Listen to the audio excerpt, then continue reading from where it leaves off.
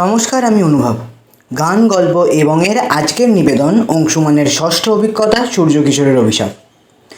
অংশুমানের গত অভিজ্ঞতায় আপনারা শুনেছিলেন রাজস্থানের মরুভূমির বৈজ্ঞানিক বন্ধুর খোঁজ করতে গিয়ে তার সঙ্গে কী হয়েছিল তার গল্প।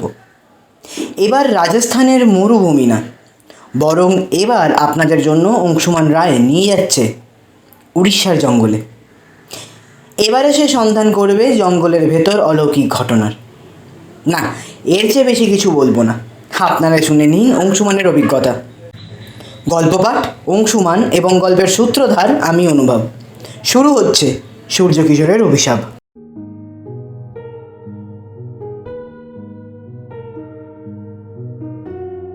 25শে জুলাই রাত 9টা। বাড়ি ফিরতে একটু দেরি হওয়ায় ঘটনাটা লিখতে দেরি হলো। চেষ্টা করছি ঠিকমতো গুছিয়ে লিখতে, আশা করছি সব লিখতে পারবো। 5 দিন আগে মানে 20 তারিখ একটা খবর প্রকাশ হবার পর গোটা ভারত কেঁপে উঠেছিল। উড়িষ্যার জঙ্গলে নাকি বহু প্রাচীন এক মন্দির আবিষ্কৃত হয়েছে। সেই মন্দিরে যে দেবতার বিগ্রহ পাওয়া গেছে, সে যে আদবে কোন দেবতার বিগ্রহ তা বোঝা যায়নি। তবে সেই দেবতার যে সভ্য সমাজের ইষ্ট না, তা এক নিমিষেই বলে দিয়েছে সকলে। এক টুরিস্ট দল এই মন্দির আবিষ্কার করে। মন্দিরের সামনে নাকি একটা হাঁড়ি কাঠও আছে। তার মানে এখানে নিয়মিত বলি হতো, যদিও নরবলি হতো কিনা সেটা বলা শক্ত। অবশ্য যদি নরবলি হয়েও থাকে, তাহলেও তো খুব আশ্চর্য হব না আমি। গভীর জঙ্গলে তো নরঘাতকের অভাব নেই। তাছাড়া জঙ্গলের মধ্যে থাকা মানুষেরা তো কাঁচা মাংসও খায়।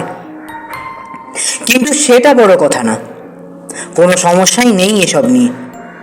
এখনো অবধি যা যা লিখলাম, এত অবধি সবটা ঠিক ছিল। প্রথম সমস্যা দেখা দিল আজ দুপুরে। তখন সবেমাত্র লাঞ্চ করে একটা সিগারেট ধরিয়েছি। হঠাৎ খবর এলো যে ট্যুরিস্ট গ্যাংটা উড়িষ্যার জঙ্গলে গিয়েছিল, তারাই সেই মন্দির আবিষ্কার করে। তাদের মধ্যে একজন নাকি কাল মারা গিয়েছে। মারা যাওয়াটা তেমন অস্বাভাবিক নয়, কিন্তু যেটা সবাইকে ভয় পাইয়ে দিল তা হলো সেই ভদ্রলোকের ভয়াবহ মৃত্যু। ভদ্রলোকের মৃত্যু প্রচণ্ডভাবে সাংঘাতিক। গলা থেকে তলপেট অবধি কেউ একজন দু ফাঁক করে দিয়েছে। দেহটা এমনভাবেই দুভাগ করা হয়েছে যে ভেতরের সব অঙ্গ প্রত্যঙ্গ দেখা যাচ্ছে। মনে হচ্ছে যেন ড্রিল মেশিন দিয়ে চিরে দিয়েছে দেহটা। খবরটা শুনেই কিরকম শিউরিয়ে উঠলাম। আরেকটু খবর নিয়ে জানলাম মৃত ব্যক্তির নাম অনন্ত দুবে। উত্তর ভারতের লোক, বয়স 40। এক স্ত্রী আছে যার বয়স 18। বয়সের এত ফারাক, বিষয়টা নিয়ে যদি ঘাঁটতে পারতাম। খুন যখন হয়েছে তখন কারণ নিশ্চয়ই আছে। বিশেষ করে খুনের ধরনটাই বলে দিচ্ছে একটা জোরালো রহস্যের গন্ধ আছে এখানে। সেই রহস্যের সমাধান করতে হলে ব্যাপারটা নিয়ে বিস্তর পড়াশোনা করতে হবে। না জেনে কোনো মন্তব্য আমি করতে চাই না। এরকম ভাবে হৃদয়হরণ কে করতে পারে জানি না।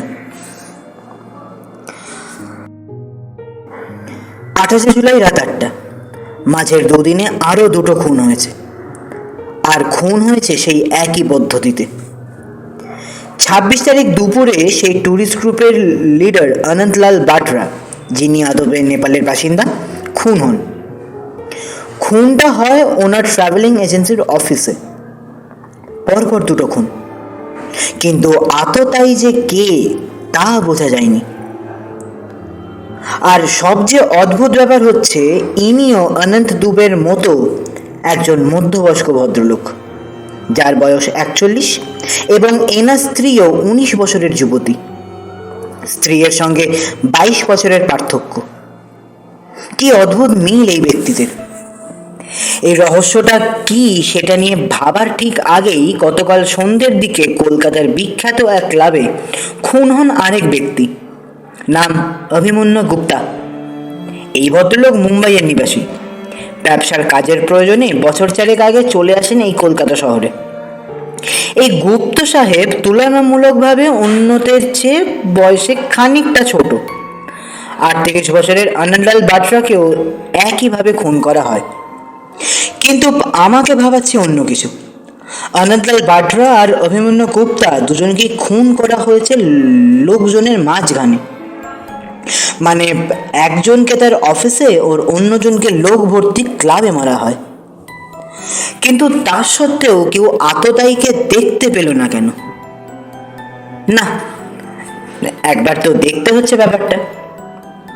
আমাদের কাগজের প্রধান পাতায় খবরটা বেরোবে। খবর জোগাড় করছে নন্দিনী। ওকে আমি ফোন করলাম। এই উড়িষ্যার সেই গ্রুপের লোকগুলোকে যে খুন হচ্ছে তার ব্যাপারে ডিটেলস খবর তোর কাছে আছে? কেন বলো তো? আমাকে দিতে পারবি? একটু পড়াশোনা করবো ওটা নিয়ে। ঠিক আছে, আমি পাঠিয়ে দিচ্ছি তোমার মেল আইডিতে। তাড়াতাড়ি দিস কিন্তু, আরও একটা খুন যেন না হয়। না না, আজকেই পাঠিয়ে দেব।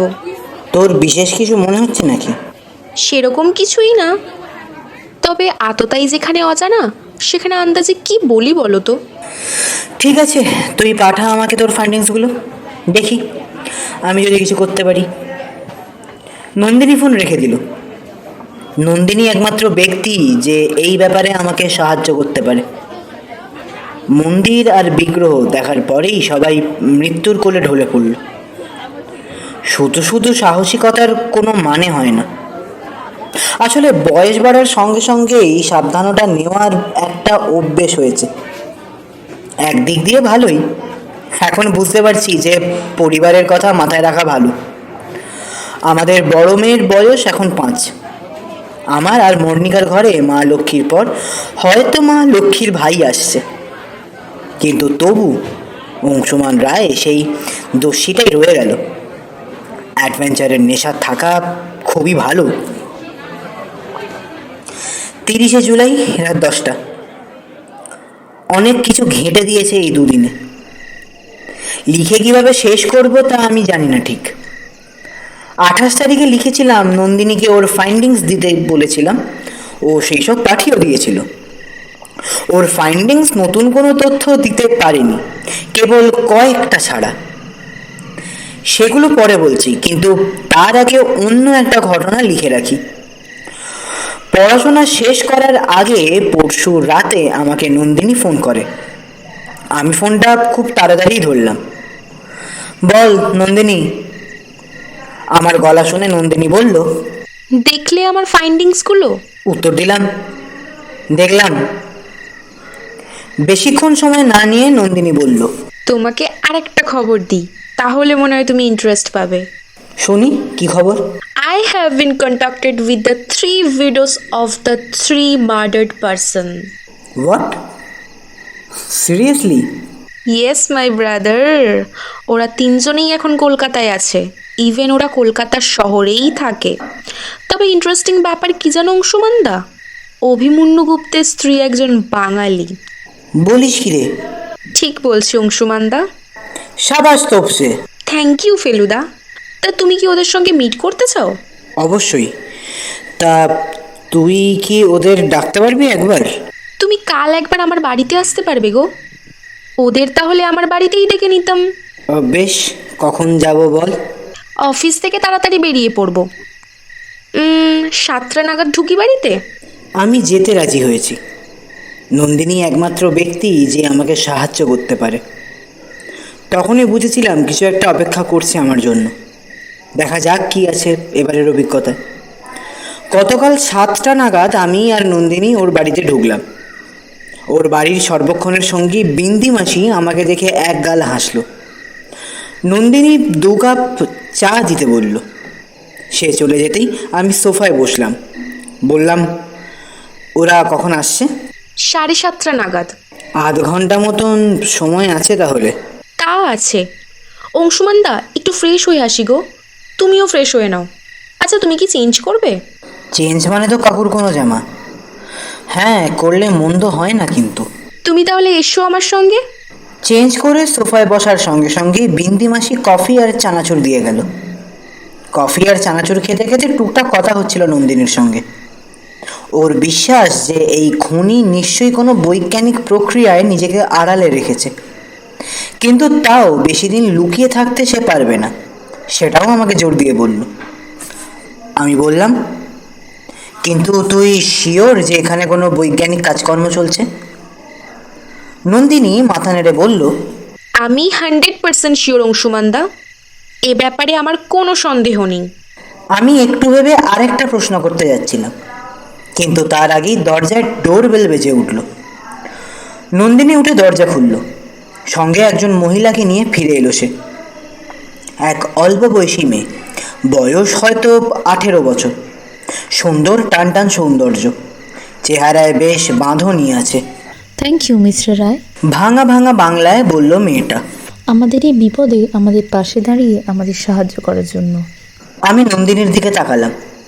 নন্দিনী জানালো যে এই মেয়েটি অনন্ত দুবের স্ত্রী, নাম সুভদ্রা। মেয়েটির বয়স 18 হলেও তাকে দেখে 21-22 মনে হয়। গলাটাও ভারী মিষ্টি, যেন মা সরস্বতী বসে আছেন। নন্দিনী এবার বলল, তুমি আমাকে যেটা বলেছিলে সেটা এনাকে বলো। আমি তাকালাম ওর দিকে। কি ব্যাপার বুঝলাম না। সুভদ্রা বলল, আমি মনে করি যে মন্দিরের কাছে গেলেই ওর মৃত্যুর আসল কারণ জানা যাবে, কিন্তু সেখানে যাওয়ার ব্যাপারে ঠিক সাহস পাচ্ছি না। বুঝলাম আমার মনের যা ইচ্ছা সেটা ওনারও মনের ইচ্ছা। আপনি যেতে চান? প্রশ্ন করলাম আমি। চাই। এটা ঠিক যে আমি মিস্টার দুবেকে কোনোদিনই ভালোবাসিনি, স্বামী বলে গ্রহণও করিনি তাকে। আমাদের মধ্যে শারীরিক বা মানসিক কোনো সম্পর্কই ছিল না, কিন্তু তাই বলে একজন খুনিকে তো প্রশ্রয় দেওয়া যায় না মিস্টার রায়। কিন্তু যাকে ভালোই বাসেননি তার খুনিকে শাস্তি দেওয়ার ব্যাপারটা। আমরা তো সামাজিক জীব মিস্টার রায়, অসামাজিক আচরণ কিভাবে করি বলুন? কিন্তু ডু ইউ রিয়েলি থিঙ্ক এটা কোনো মানুষের কাজ? আমার প্রশ্ন শুনে সুভদ্রা আমার দিকে স্থির দৃষ্টিতে তাকিয়ে রইল। নন্দিনীও আমার দিকে অবাকভাবে তাকিয়ে। আমার প্রশ্নের মানে দুজনেই বুঝতে পেরেছিল। আমিও চাইছিলাম এই ব্যাপারে ওদের মনে কি চিন্তা সেটা জেনে নেওয়ার। বেশ খানিক সময় চুপ থেকে সুভদ্রা বলল, বুঝতে পেরেছি আপনি কি বলতে চাইছেন, কিন্তু এই যুগে এসব বিশ্বাস করার যোগ্য নয়। এবার আমি নিজের বিশ্বাসটা ওদের জানালাম। বললাম, এই পৃথিবীতে অনেক কিছুই আছে যা আমাদের মাথায় ঢোকে না। There are many things in the earth that science can't explain.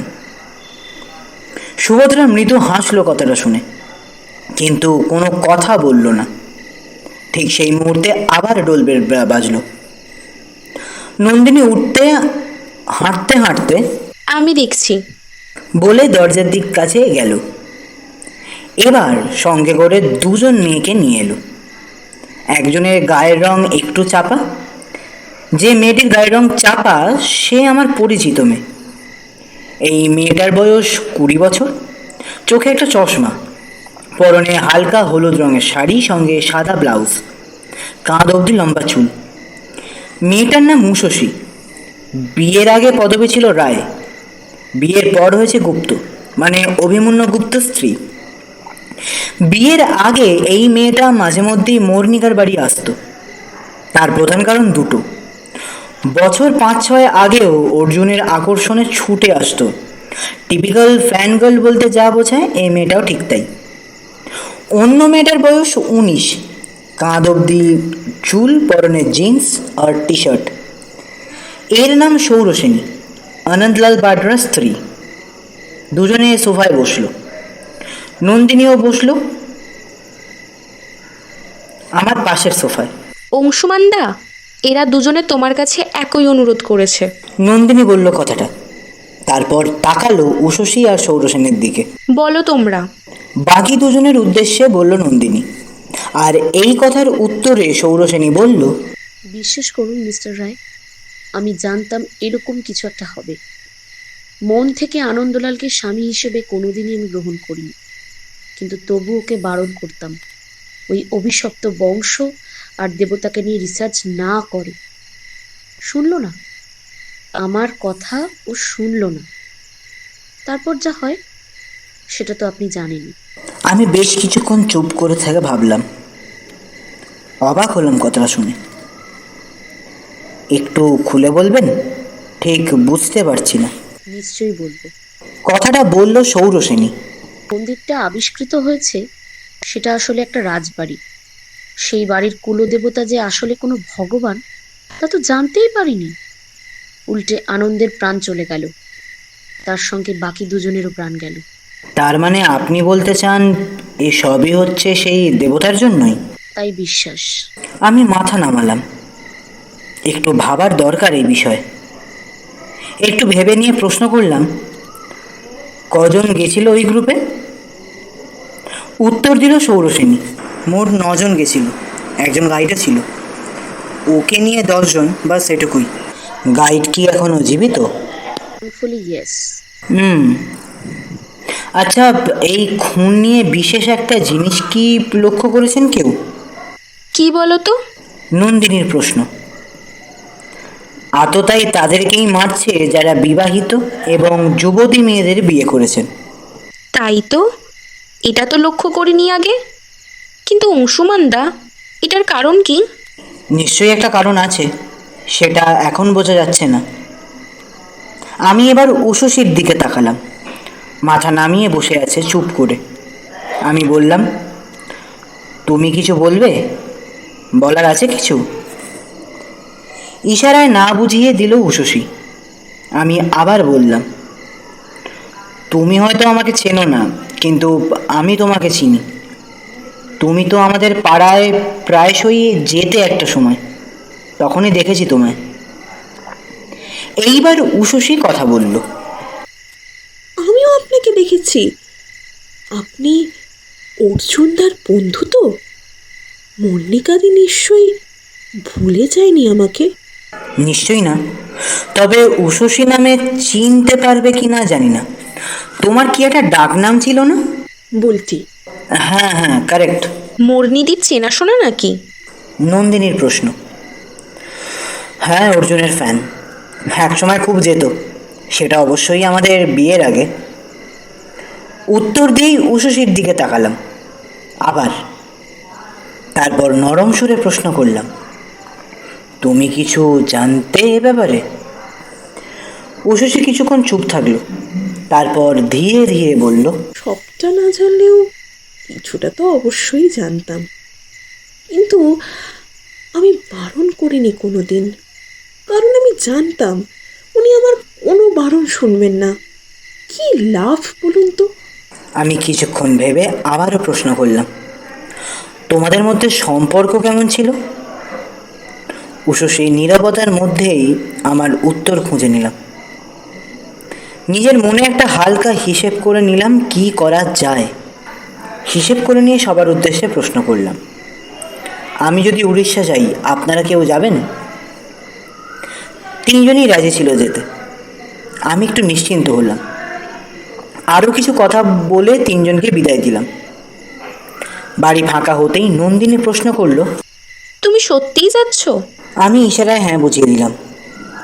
Nandini কি যেন একটা ভেবে সোফায় বসলো, তারপর আবার ধীর গলায় প্রশ্ন করলো, কি হয়েছে বলো তো? এরকম একটা অস্বস্তি হচ্ছে কেন? আমি নন্দিনীর দিকে তাকালাম। এই অস্বস্তিটা আমারও হচ্ছিল, অনেকক্ষণ ধরেই হচ্ছিল, কিন্তু কেন হচ্ছিল বুঝতে পারছিলাম না। এইবার ধীরে ধীরে বললাম, এই 3জনের মধ্যে কেউ একজন কিছু একটা লুকোচ্ছে। Something is wrong, something is missing. And what's that? Any guess? No case. ধুস, বিচ্ছির একটা ফিল হচ্ছে। আজকে রাতটা থেকে যাও এখানে, বাড়িতে এমনিতেও তো মোহনিদি নেই। তোমার ওই শ্রীনাথ চা আর কফি ছাড়া তো কোনো রান্নাই ভালো লাগে না। আজ রাতে মা স্পেশাল রান্না করবে। বলছিস থেকে যেতে? বলছি, মা আজকের মাংসের কারি বানাচ্ছে। আমি শ্রীনাথকে ফোন করে দিচ্ছি, দাঁড়াও। বেশ, থেকেই যাই। কাকিমার হাতের রান্না খেলে মুখের স্বাদ বদলেও যেতে পারে।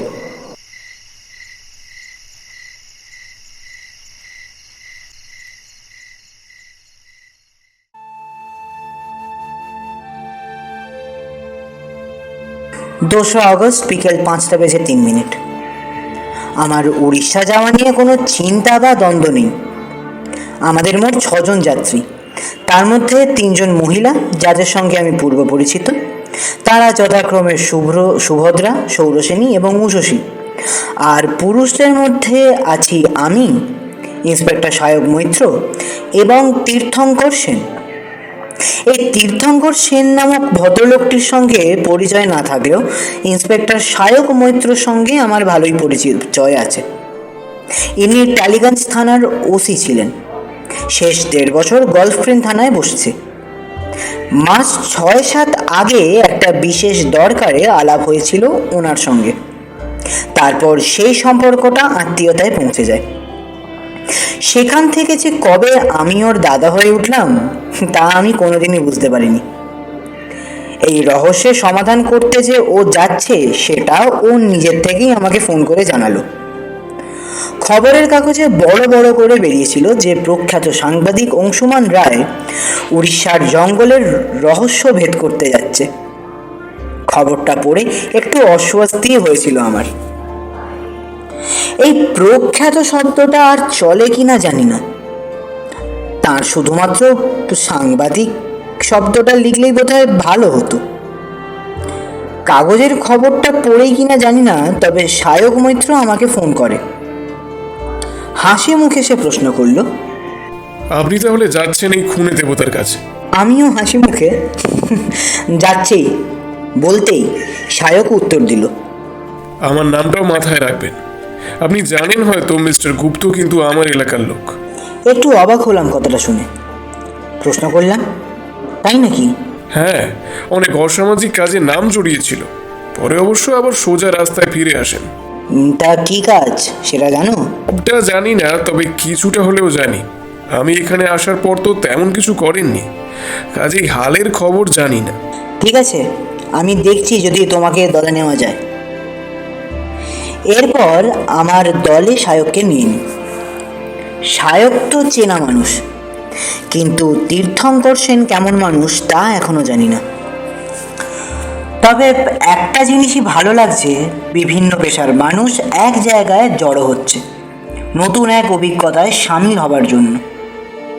আমার এই 39 বছরে এত অভিজ্ঞতা হয়েছে যে নতুন অভিজ্ঞতা শুরু হবার আগে এমনিতে কোনো উত্তেজনা হয় না, কিন্তু কি অভিজ্ঞতায় সামিল হচ্ছি সেটা জানার একটা অদ্ভুত অপেক্ষা শুরু হয়।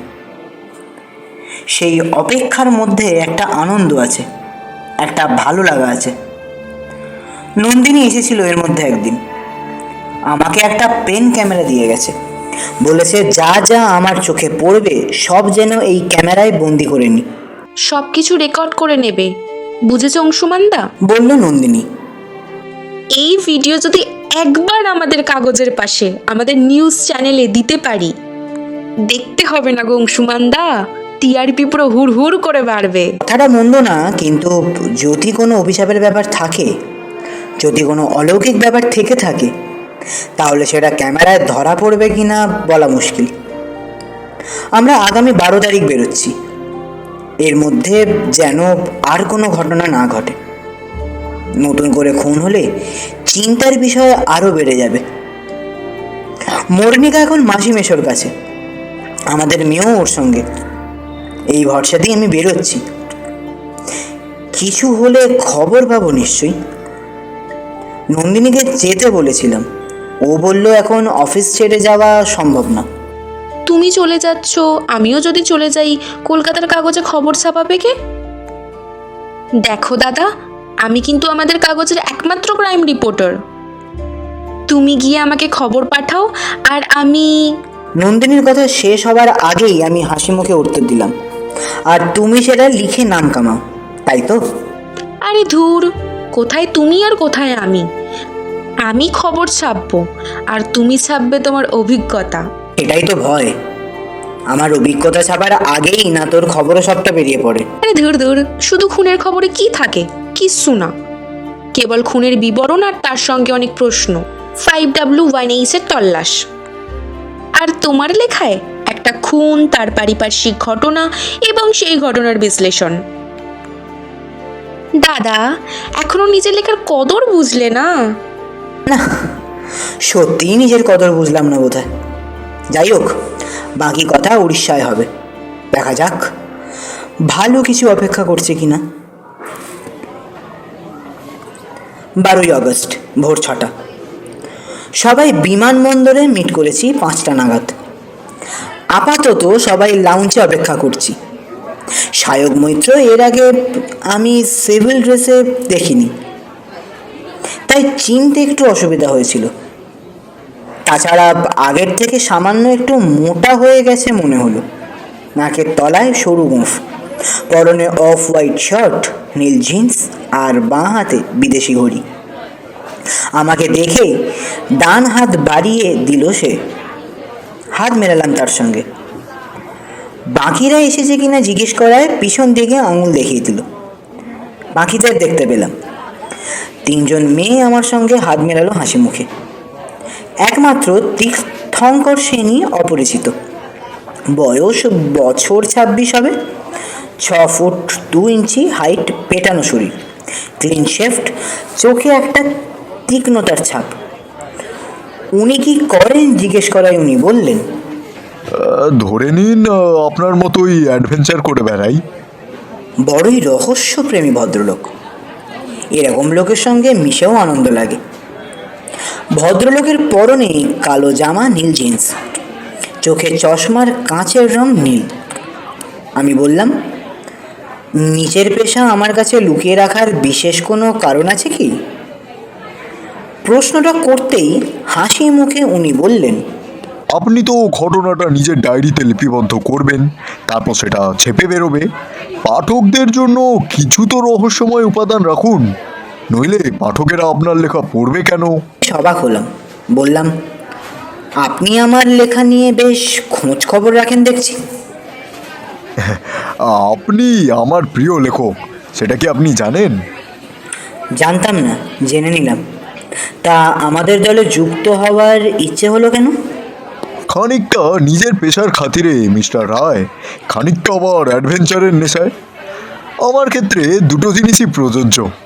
ছেলেটার সঙ্গে বনবে ভালো আমার। জানি না ছেলেটা কি করে, কিন্তু বেশ বিনয়ী। সবাই যখন খেতে গেছিলাম আমাকে বলল, আমাকে আপনি বলার দরকার নেই, তুমি বলতে পারেন নির্দ্বিধায়।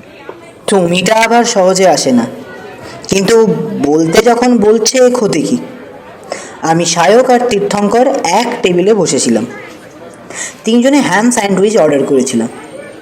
মেয়েরা অন্য কিছু খাবে, আর ওরা বসেওছে অন্য টেবিলে।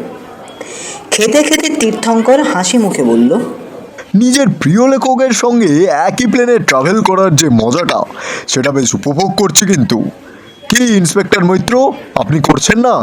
ইন্সপেক্টর সায়ক মৈত্রর মুখে হাসি দেখা গেল। হাসি মুখে সায়ক মৈত্র উত্তর দিল, আপনাদের চেয়ে আমার উত্তেজনা একটু বেশি, কারণ লেখকের পাশাপাশি মানুষ অংশুমান রায়ও আমার বেশ পরিচিত। এটা আমার জন্য বাড়তি লাভ, এটা মানবেন আশা করি। কাঁধ ঝাঁকিয়ে তীর্থঙ্কর হাসি মুখে বলল, নিশ্চয়ই, আপনার মতো ভাগ্যবান কে আছে? আমাকে এভাবে লজ্জায় ফেলার কোনো মানে আছে কি? কিসের লজ্জা? আপনার ট্যালেন্ট নিয়ে আপনার সন্দেহ থাকতে পারে, আমাদের কিন্তু নেই মিস্টার রায়। বলল তীর্থঙ্কর সেন, কিন্তু এর উত্তর দিতে পারলাম না। প্লেনে ওঠার আগে সুভদ্রা বলল, মিস্টার রায় সবার উপর চোখ রেখেছেন আশা করি।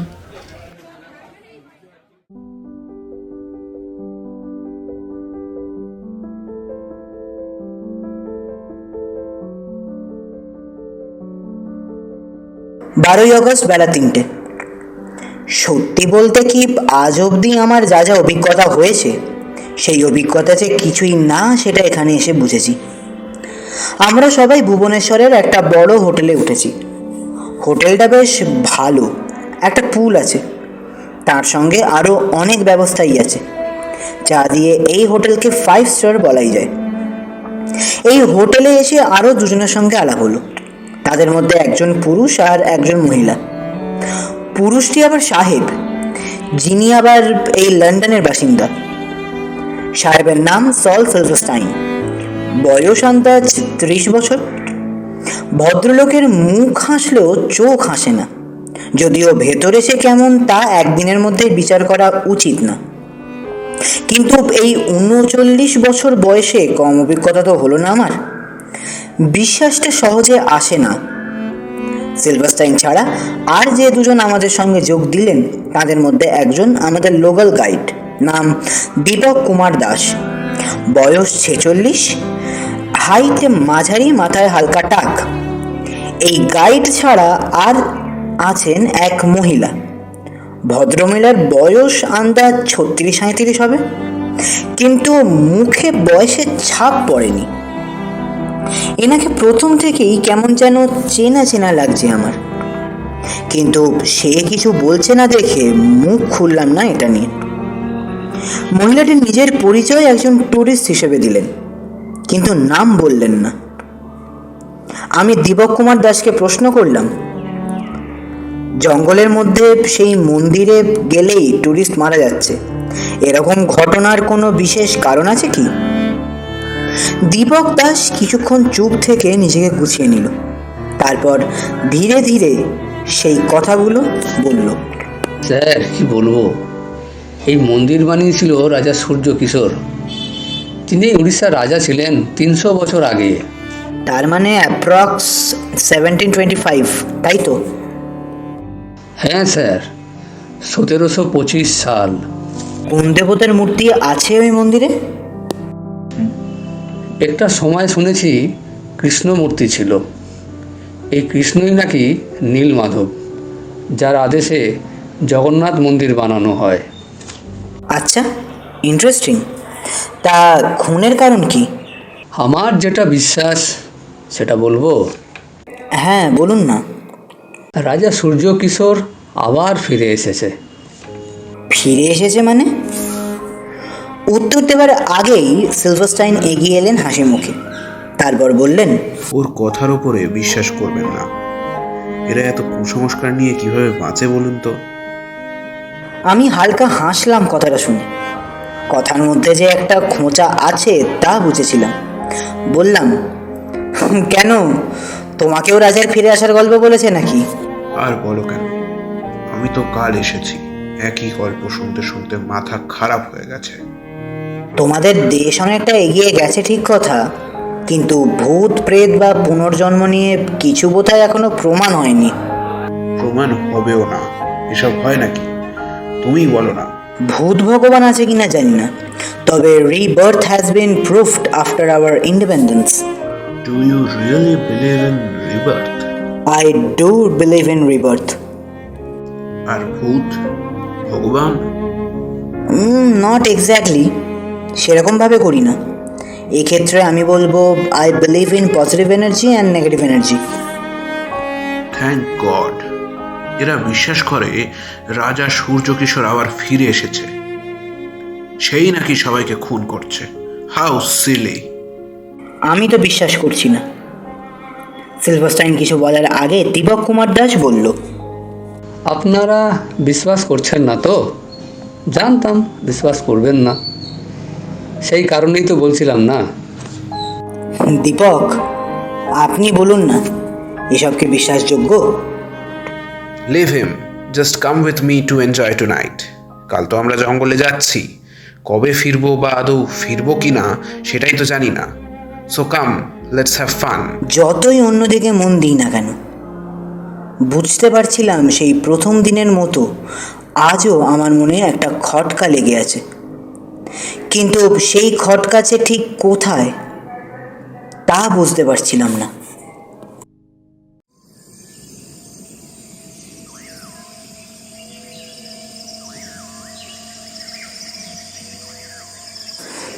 তেরোই আগস্ট দুপুর 2টো। ঘন্টা দুয়েক হলো জঙ্গলে এসেছি। গভীর জঙ্গলে আমাদের থাকতে হবে জানি, কিন্তু কতদিন থাকতে হবে তা জানি না। 1 মাসের খোরাকি নিয়ে এসেছে। যদি বেশি দিন থাকতে হয় তাহলে দীপকই খোরাকি নিয়ে আসবে। উড়িষ্যা সরকার থেকে একটা গাড়ি দিয়েছে, সেটা জঙ্গল থেকে মাইল 1.5 দূরে নামিয়ে দিয়ে চলে গেছে। গভীর জঙ্গলে আলাদাই এক সৌন্দর্য আছে। সেই সৌন্দর্য বুঝতে গেলে জঙ্গল প্রেমী হতে হবে। যে মন্দির নিয়ে এত ঝামেলার সূত্রপাত সেটা দেখলে বোঝা যায় যে এটা উড়িষ্যার মন্দির, এবং এটা যে 300 বছর আগে তৈরি হয়েছে সেটাও বোঝা যায় মন্দিরের স্ট্রাকচার দেখে। মন্দিরের ভেতরে যে বিগ্রহ আছে সেটা সত্যি বীভৎস একটা বিগ্রহ। এই বিগ্রহের 10টা মাথা, 6টা হাত, প্রতিটা মাথাতেই সোনার মুকুট। 6টা হাতে কোনো অস্ত্র ছিল হয়তো, কিন্তু এখন হাতগুলো ফাঁকা। সবকটা মুখই হাঁ করা আছে, আর কি বীভৎসটাই না লাগছে, দেখলে সত্যিই ভয় করে। বেরিয়ে এলাম খুব জলদি। দীপক দাসকে জিজ্ঞেস করে জানতে পারলাম সূর্য কিশোরের রাজত্বকালেই নাকি কৃষ্ণমূর্তি চুরি হয়ে যায়, এবং চুরি করে রাজার ছোট ভাই, সেটার জন্য নাকি একটা অভিশাপ ওই রাজবাড়ির ওপর আছে। Once again. মৃদু হেসে বললেন সিলভারস্টাইন। Mr. Roy, what to say? Nothing, anything from your side? None. হেসে সিলভারস্টাইন চলে গেলেন, আর ঠিক সেই মুহূর্তে আমার দিকে এগিয়ে এলো সেই ভদ্রমহিলা, যাকে আমার খুব চেনা চেনা লাগছিল। আমি চেয়ারে বসেছিলাম, উনি এসে চুপ করে আমার পাশে বসে পড়লেন। আমাকে মুখ দেখে উনি ধীর গলায় বললেন, খুব চিন্তিত মনে হচ্ছে। কী ভাবছ? অভিশাপের কথা? আমি তাকালাম ওনার দিকে। সচরাচর কেউ আমাকে তুমি বলে না। বললাম, আপনাকে কি আমি চিনি? কাল থেকেই কেমন যেন চেনা চেনা লাগছে আপনাকে। আমার কথা শুনে হেসে উঠলেন ভদ্রমহিলা। সেই হাসি যেন অনেক কিছু বোঝাতে চাইছে আমাকে। অন্যরা আমায় চিনতে না পারুক, তুমিও যে আমায় চিনতে পারবে না সেটা ভাবিনি অংশুদা। কথাটা বলি ভদ্রমহিলা আমার দিকে ফিরে বললেন, আমি অনিরিতা গো। অ্যানুয়াল ফাংশনে তুমি স্ক্রিপ্ট লিখতে আর আমি অ্যাঙ্কারিং করতাম। তুই অনিরিতা? কি বলিস? যাক, চিনেছ তাহলে। হেসে উঠল অনিরিতা। আমিও হালকা হাসলাম ওকে চিনতে পেরে। আমি হাসি মুখে প্রশ্ন করলাম, তা তুই এখানে কি করছিস? আশা করনি তো? না, তা করিনি, সেই জন্যই জিজ্ঞেস করছি। বিশেষ একটা কারণ আছে বলেই এসেছি গো। এই ধরো, তুমি যে কারণে এখানে এসেছো সেটাও তো একটা কারণে। আমার আর তোর আসার কারণ কি এক? আরে চুপ চুপ চুপ, আমার পরিচয় একদম প্রকাশ করো না। তাছাড়া আমি যে তোমার পরিচিত সেটাও যেন কেউ জানতে না পারে। সত্যি করে বলতো, তুই কি উদ্দেশ্যে এসছিস? বলবো বলবো, সব বলবো। বুঝতে পারছিলাম এদের বিশেষ একটা কারণ এবং একটা পরিচয় আছে, যেটা সবার সামনে আনতে চাইছে না কেউই। কি তীর্থঙ্কর সেন, কি অনিরিতা, দুজনে কি পুলিশের লোক, নাকি অন্য কোনো ব্যাপার আছে? এরা কারা? তুই অনেক বদলে গেছিস। বদলায় তো সবাই, কেন তুমি বদলাওনি? হ্যাঁ, বদলেছি, কিন্তু পরিচয় বোধহয় গোপন করতে হয় না। আমিও গোপন করব না অংশুদা, তবে একটু সময় লাগবে হয়তো। একটু সময় দাও, ঠিক বলবো আমি কে। এই ঘটনার পরিপ্রেক্ষিতে কিছু বলার আছে? ঘটনা তো একটা নয় অংশুদা, ঘটনা তো দুটো। দুটো? কীরকম? অভিশাপ আছে, কিন্তু তার সত্যি না মিথ্যে সেটা পরের কথা। কিন্তু তার আগেও এখানে একটা ড্রাগস র্যাকেট চলছে, আর সেই র্যাকেটটা ধরার ব্যাপারে এখানকার ওসি ইন্সপেক্টর মোহান্তি গাই করছেন না। Drugs racket? তুই কিভাবে জানলি? জানি, সব জানি। এইটুকু বলি সামনে তাকালো অনিরিতা। আমিও তাকালাম সেই দিকে। সৌরসেনী আর দীপক দাস কথা বলছে। দৃশ্যটা অস্বাভাবিক না তেমন, তবে অনিরিতা একটু যেন সাবধানতা অবলম্বন করছে। একটা কথা বলবো অংশুদা? অনিরিতা প্রশ্ন করলো চাপা গলায়। সবার উপর নজর রাখো আর নিজে একটু সাবধানে থেকো। এইটুকু বলে সে আবার উঠে চলে গেল। আমি যেন আরো অন্ধকারে চলে গেলাম।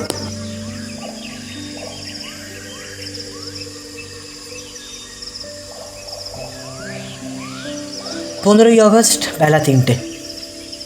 আমি ছোটোবেলায় ভারতবর্ষের সব জঙ্গল দেখেছি, কেবল মাত্র উড়িষ্যার জঙ্গল দেখা হয়নি। এটা প্রথম উড়িষ্যার জঙ্গলে এসেছি, আর এসে থেকে কি যেন একটা অস্বস্তি হচ্ছে।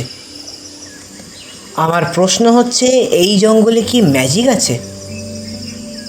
আমি ডায়েরিতে ম্যাজিক শব্দটা ব্যবহার করছি বটে, কিন্তু মন থেকে বিশ্বাস করতেও সময় লাগছে। গতকাল যা যা হয়েছে সেগুলো লিখে ফেলি এবার। পরশু সন্ধ্যাবেলা আমি আর সায়ক তাঁবুর বাইরে বসে কথা বলছিলাম। খনির সন্ধান তখনও পাইনি। সায়কের মতে যদি এখানে কিছু নাও থাকে তাহলেও একটা আউটিং করার মজা নিয়েই বাড়ি ফেরা যাবে।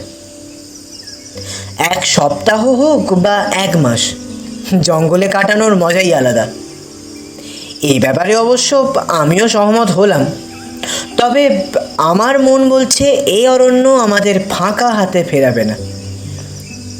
সমুদ্র এবং অরণ্য মানুষকে হতাশ করে না কোনো দিন। আমি বললাম, জঙ্গল আমি অনেক দেখেছি, কিন্তু উড়িষ্যার জঙ্গলই প্রথম। অনেক গাছের নাম জানি না ঠিক কথা, কিন্তু এর পরিবেশ অন্য জঙ্গলের থেকে আলাদা। কথার উত্তরে সায়ক বলল, ঝিঝি ডাক ছাড়া আর কোনো শব্দ নেই, দেখছেন সেটা? কি অদ্ভুত না? আমি কোনো কথা বললাম না। আমাদের দুজনের মনের ভাব যে একই রকম সেটা বোঝাই যাচ্ছে। জঙ্গলের এই নির্জনতা, বন্যশৈলী, নিদারুণ শৈল্পিক দৃশ্য এক কথায় মনোমুগ্ধকর। আমরা মন্দির থেকে 15 হাত দূরে তাঁবু ফেলেছি। প্রতিটা তাঁবুর ভেতরেই একটা ছোট ইলেকট্রিক হ্যারিকেন চালানো আছে, আর বাইরে জ্বলছে গনগনে আগুন। এদিকে খুব ঠান্ডা, তাই আগুনটা দরকার। সিলভারস্টাইন একটু দূরে দাঁড়িয়েছিল কিছুক্ষণ আগে। আমি একা ছিলাম তখন আমার কাছে দাঁড়িয়ে বললেন, মিস্টার রয়, আমি দেখিয়ে দেব অভিশাপ বলে কিছুই হয় না। কথাটা বলার সময় ওনার মুখে একটা বাঁকা হাসি লক্ষ্য করেছিলাম, কিন্তু বেশি কিছু বলতে পারিনি। এরপর সায়ক চলে আসায় আরোই কথা হয়নি। সায়ক বলল, সাহেবকে কীরকম অদ্ভুত লাগে আমার, আপনার লাগে না? আমারও যে এই সাহেবকে অদ্ভুত লাগে না তা নয়, কিন্তু অদ্ভুত লাগার থেকেও বেশি অন্য কিছু আমাকে ভাবাচ্ছে। প্রথম দিন সৌরসেনীকে মিট করে একটা অস্বস্তি শুরু হয়েছিল মনে। এখানে এসে একটা ছেড়ে দুটো ব্যাপারে খটকা জেগেছে। প্রথম বিষয় হলো এই জঙ্গলের পরিবেশ নিয়ে। এমনিতে সব ভালো, কিন্তু মন্দিরের দিকে একটানা বেশ কিছুক্ষণ তাকিয়ে থাকলে মন্দিরটা যেন টানে। এক অমোঘ আকর্ষণ অনুভব করি ওই মন্দিরের দিকে। মনে হয় কেউ যেন ডাকছে। অনেক দিনের পরিচিত কেউ ওটার ভেতরে অপেক্ষা করে আছে। এ তো ভালো কথা নয়, একেবারেই ভালো কথা নয়। আর দ্বিতীয় ব্যাপারটা হলো সল সিলভারস্টাইন। এই সাহেব কি সত্যিই সিধে লোক? মনে তো হয় না। লোকটার ওপর বেশ কড়া নজর রাখবো ভেবেছি। চাপা গলায় বললাম, সায়ক, লোকটা ঠিক সুবিধের নয়। বলছেন? বলছি, কিন্তু কেন যে এটা মনে হচ্ছে সেটাই আমার কাছে পরিষ্কার নয়। ওরকম হয় মাঝে মাঝে, রহস্য উদ্ঘাটন হলেই ঠিক হয়ে যাবে। কথাটা শেষ হবার সঙ্গে সঙ্গেই একটা আর্তনাদ ভেসে এলো ওই মন্দিরের ভেতর থেকে। কার গলা ওটা? আগে বলেছি, সিলভারস্টাইনকে কিছুক্ষণ ধরেই দেখা যাচ্ছে না। তার মানে কি এবার ওর পালা? সবাই নিজেদের তাঁবু থেকে বেরিয়ে এলো। দীপক দাসও বেরিয়ে এসেছে। আমরাও কিছুটা এগিয়ে গেলাম ভিড়ের মধ্যে। প্রথম কথা দীপক দাসই বলল, আমাদের মধ্যে সাহেব নেই। একবার যাওয়া দরকার, জলদি। কথাটা বলল তীর্থঙ্কর সেন। আমরা সবাই মন্দিরের ভেতরে ঢুকলাম। আর ভেতরে গিয়েই যে দৃশ্য দেখলাম তাতে আমাদের সকলের বুক কেঁপে উঠল। সল সিলভারস্টাইন মৃত, কেউ তাকে খুন করেছে। সেই একইভাবে করা হয়েছে, গলা থেকে তলপেট অবধি চিড়ে দিয়ে। My goodness. বলল Tirthankar Sen. In the same way like the others. কি মনে হয় তীর্থঙ্কর? খুনি তো ধারের কাছে নেই। খুনি ধারে কাছেই আছে, হয়তো ও ঝোপে ঝাড়ে লুকিয়ে পড়েছে, অথবা হয়তো চোখের সামনেই। আমি যা ভাবছি আপনিও কি তাই ভাবছেন মিস্টার সেন? ও মা, হয়তো একই জিনিস ভাবছি। আচ্ছা, আপনারা তো বাইরে ছিলেন, কাউকে দেখেননি? না তো। আমি বললাম কথাটা চাপা গলায়। আধ ঘন্টা আগে সিলভারস্টাইনকেই শেষ দেখেছিলাম। ওকে একটা ডায়েরি লিখতে দেখেছি আমি, সেটা একবার চেক করবেন কি? এই তথ্যটা দিল অনিরিতা। আমরা সবাই ওর দিকে তাকালাম। অনিরিতার কথাটা সৌরসেনীও বলল, সেও নাকি সাহেবকে ডায়েরি লিখতে দেখেছে, আর বারবার মন্দিরের দিকে তাকিয়ে কি যেন ভাবতে দেখেছে। তীর্থঙ্কর আর সাহেবের সঙ্গে চোকাচুকি হলো। কিছু একটা ভেবে নিয়ে তীর্থঙ্কর বলল, যাবেন নাকি একবার মিস্টার রায়? আমি ইশারায় হ্যাঁ বুঝিয়ে দিলাম। আমরা এগিয়ে যাচ্ছিলাম, কিন্তু তীর্থঙ্কর দাঁড়িয়ে বলল, ইন্সপেক্টর মৈত্র, আপনি একবার লোকাল অফিসারকে ফোন করে দেবেন। উনি এসে যখন লাশটা নিয়ে যাবে বলবেন ইটস আ মার্ডার কেস। নিশ্চয়ই, আপনারা এগোন, আমি আসছি। আমাদের মোট 6টা তাঁবু পড়েছে, প্রতিটাই 2 জন করে আছি। আমি আর সায়ক একটা তাঁবুতে আছি, সিলভারস্টাইন আর তীর্থঙ্কর একটা, সুভদ্রা আর উষসী এক তাঁবুতে, আর সৌরসেনীর সঙ্গে আছে অনিরিতা। যাই হোক, আমি যখন তীর্থঙ্কর আর সাহেবের তাঁবুর দিকে যাচ্ছি, সুভদ্রা ধীর কণ্ঠে আমায় ডেকে আমার পাশে দাঁড়ালো। আজকের দিনটা যে খারাপ সেটা সকাল থেকেই বুঝতে পারছিলাম, কিন্তু সেটা যে খুন তা আমিও বুঝতে পারিনি। বিশ্বাস করুন, এই জঙ্গলের বদনাম আমি প্রথম থেকেই জানতাম। আমি ঘুরে দাঁড়িয়ে অবাক হয়ে প্রশ্ন করলাম, এটা আপনি প্রথম দিন থেকেই জানতেন? সুভদ্রা ইশারায় হ্যাঁ বুঝিয়ে দিল, কিন্তু কিছুই বলল না। নীরবতার মানে বুঝে আমি প্রশ্ন করলাম, তাহলে প্রথম দিন বলেননি কেন? খানিকটা সময় নিয়ে চুপ থেকে সুভদ্রা উত্তর দিলেন, তখনও জানতাম না আপনি বিশ্বাস করবেন কি না। আমি একটু ভেবে নিয়ে খুব ঠান্ডা গলায় বললাম, ঠিক আছে, আমি ঘুরে আসছি, এসে আপনার কথা শুনবো। তাঁবুতে গিয়ে সাবধানে থাকুন একটু। আমি যখন তাঁবুতে এলাম তখন তাঁবুর ভেতর তীর্থঙ্কর সেন সিলভারস্টাইনের ব্যাগ খুলে জিনিস বার করে এনেছে। ব্যাগে ভর্তি কাগজ আর কিছু নোটপ্যাড, অন্যান্য চেনের ভেতর জামা কাপড় রাখা, আর সেই জামা কাপড়ের ভেতর একটা ডায়েরি। আমি ডায়েরিটা হাতে নিলাম, আর তীর্থঙ্কর নিল বাকি ব্যাট আর কাগজপত্রগুলো। সেই কাগজপত্র দেখে অবাক হলো তীর্থঙ্কর। বলল, সে কি, এ সাহেব যে ভারতীয় পুরনো জিনিস বিদেশে পাচার করে। এ সাহেব যে সোজা মানুষ নয় মিস্টার রায়। আমি ধীরে ধীরে সব কাগজপত্র দেখলাম। সত্যি তো তাই দেখছি আমি। যা সব লেখা আছে এই কাগজে তা দেখে বোঝা যায় যে এসব হচ্ছে পুরনো জিনিস বিক্রির ডকুমেন্টস। কিছু মেলস আর ফ্যাক্সও আছে। আমি অবাকভাবে বললাম, এখানে আসার মানে কি তবে মূর্তিটাকে চুরি করা?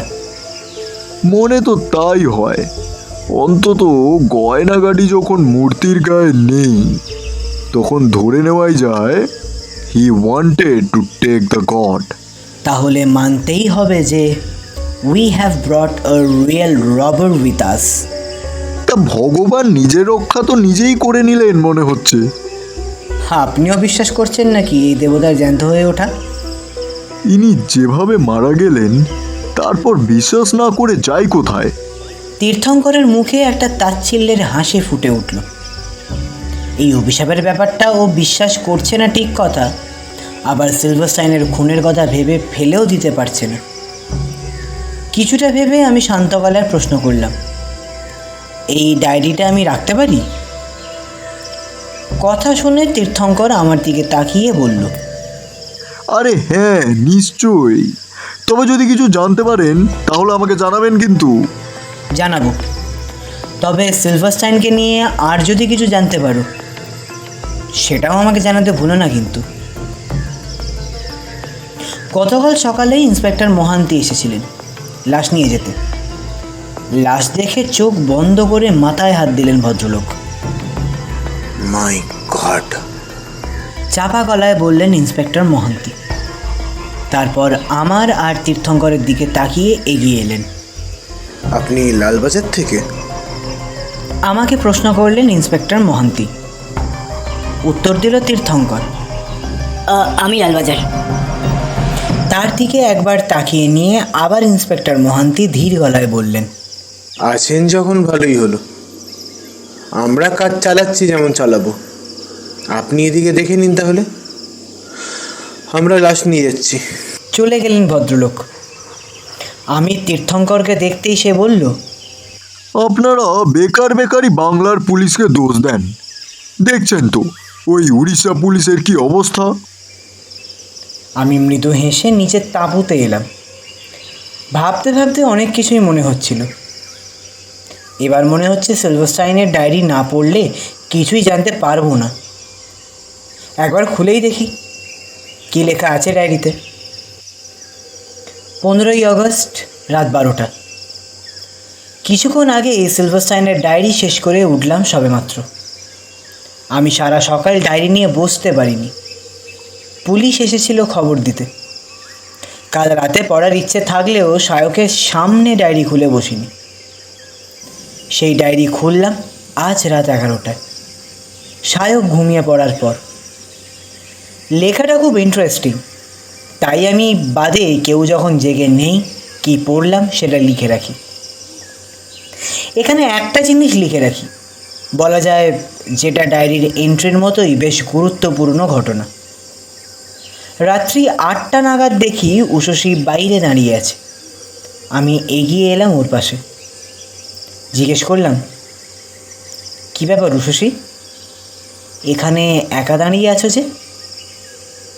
প্রশ্ন শুনে উষসী আমার দিকে তাকালো, তারপর হাত তুলল মন্দিরের দিকে। আমি সেদিকে তাকালাম। দেখলাম মন্দিরের মূল দরজার সামনে এক ছায়া মূর্তি দাঁড়িয়ে আছে। কে ওটা? আমাদের দলের কেউ কি? ওখানে কিছু একটা আছে অংশুমানদা, ওই দরজার সামনে, দেখতেই তো পাচ্ছেন। আমাদের মধ্যে কাউকে যেতে দেখেছো কি? না, সবাই যে যার ঘরে আছে, সেটা আমি দেখে এসেছি। তুমি ভূতে ভয় পাচ্ছ উষসী? দাদা, এখানে অভিশাপ আছে। আমি হেসে উঠলাম ওর কথা শুনে। বললাম,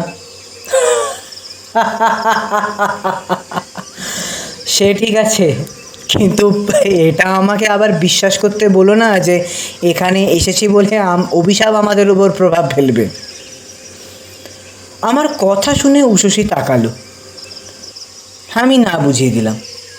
তারপর প্রশ্ন করলাম, একবার যাবে নাকি? দেখতে যাবেন? ওখানে কি আছে দেখতে যাবেন?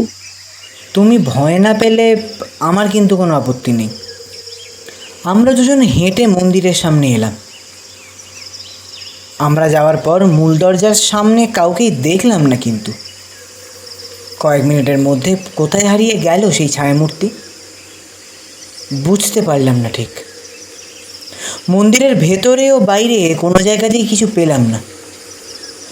দীপক কুমার দাস অবশ্যই বলেছিল সন্ধ্যের পর মন্দিরের কাছে না যেতে, তবু আমরা আসলাম বাধ্য হই। উষসী চাপা গলায় প্রশ্ন করল, বলছি টর্চ জ্বালাবো? না, ফোন বার করো না, চাপ হয়ে যাবে। এদিক সেদিক দেখেও কিছু পেলাম না। বাধ্য হই ফিরে এলাম তাঁবুতে। আমরা দুজন ফিরে আসতেই সায়ক আর তীর্থঙ্করের সঙ্গে দেখা হলো। আমাকে দেখে সায়ক বলল, কি হচ্ছে বলুন তো? আমরা কি সত্যি ভূতের পেছনে এলাম? কেন, কি হলো আবার? আপনারা তো গেছিলেন ওদিকে, কিছু দেখেননি? কি দেখব? আমরা তো একটা ছায়ামূর্তি? প্রশ্ন করল তীর্থঙ্কর সেন। ছায়ামূর্তিটা দেখেছেন তো? তুমি জানো, দেখেছো ওটা? আমি আর মিস্টার মৈত্র একটু দূরে সিগারেট খাচ্ছিলাম, ছায়ামূর্তিটা দেখলাম। তারপর আপনাদের দুজনকে ওদিকে যেতে দেখলাম। আমার আর উষসীর চোকাচোকি হলো। তীর্থঙ্কর আবার শান্ত গলায় বলল, mister Roy, I am not feeling well. সে কি, কি হলো গো? Something is wrong, I can smell it, I can smell it. Tirthankar Sen চলে গেল, সায়কও চলে গেল। রাতে আমি ডায়েরি খুলে সেটা পড়তে বসলাম। ডায়েরি পড়তে পড়তে আমি বেশ বুঝতে পারলাম উনি শুধুমাত্র অ্যান্টিক ডিলার নয়, সাহেব একজন ড্রাগস ডিলারও বটে। এবং এই মন্দিরে একটা ড্রাগসের ডিলিং চলছে। এবং আশ্চর্য ব্যাপার হলো এই যে উষসীর স্বামী মিস্টার গুপ্ত এই ড্রাগস ডিলিংয়ের সঙ্গে যুক্ত। এটা কি উষসী জানে না? জানলে কি বলতো না আমাদের? দুটো এন্ট্রি আমার চোখে খটকা লাগলো। এর মধ্যে প্রথম যে এন্ট্রি করা হয়েছে সেটা এখানে তুলে দিলাম।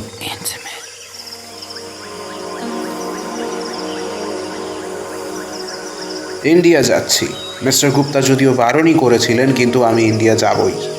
নইলে জানতেই পারবো না যে কেন ইন্ডিয়া থেকে কোনো প্রফিট আসছে না গত 3 বছর ধরে। মিস্টার গুপ্তাকে বিশ্বাস করে কি ভুল করলাম আমি? অবশ্য যদি মেয়েদের লোভ দেখাই,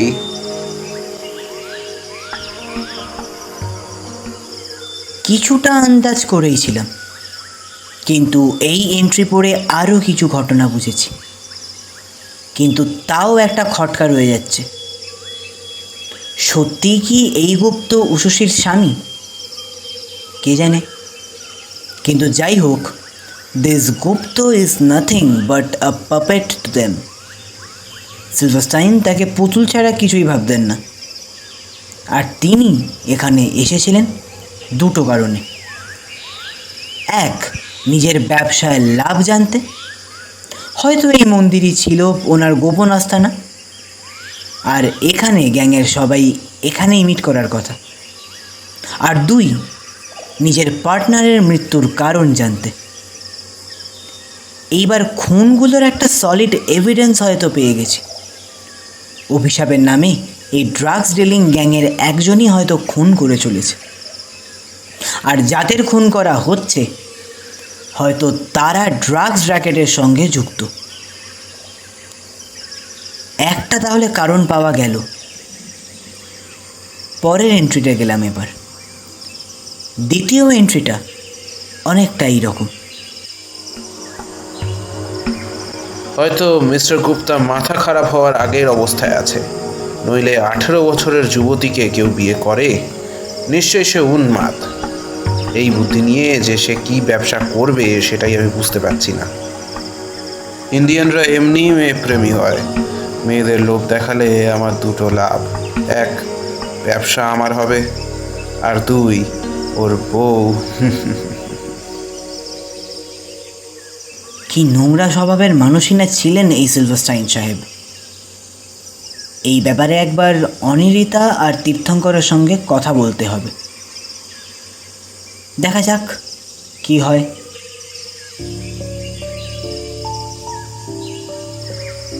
16ই আগস্ট সন্ধ্যে 6টা। সাংঘাতিক ঘটনা।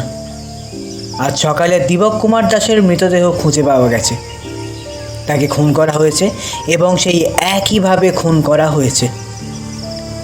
লাশ পাওয়া গেছে মন্দিরের পিছন দিকের জঙ্গলের ঝোপে। তার চোখে মুখে ভীত একটা ভাব। তীর্থঙ্কর সেন বলল, কি হচ্ছে সেটাই বুঝতে পারছি না, একটার পর একটা খুন হয়ে যাচ্ছে। আমি কিন্তু এই খুনের সমাধান করে ফেলেছি, যদিও জানি না সেটাই শেষ সমাধান কিনা। কি বলছেন mister Roy? You solved this case? মনে হয়, ঠিক জানি না। শুনি ব্যাপারটা। আমি কাল রাতে যা যা জানতে পেরেছি সবটা বললাম। সব শুনে তীর্থঙ্কর সেন তাকালো উষসীর দিকে। আপনি কিছু জানাতেন? উষসী মাথা নেড়ে নীরবে না বোঝালো। তীর্থঙ্কর এবার বাকিদের দিকে তাকালো। আপনারা কিছু জানতেন? সুভদ্রা না বোঝালেও সৌরসেনী বলল, আন্দাজ করেছিলাম, কিন্তু হাতে প্রমাণ ছিল না।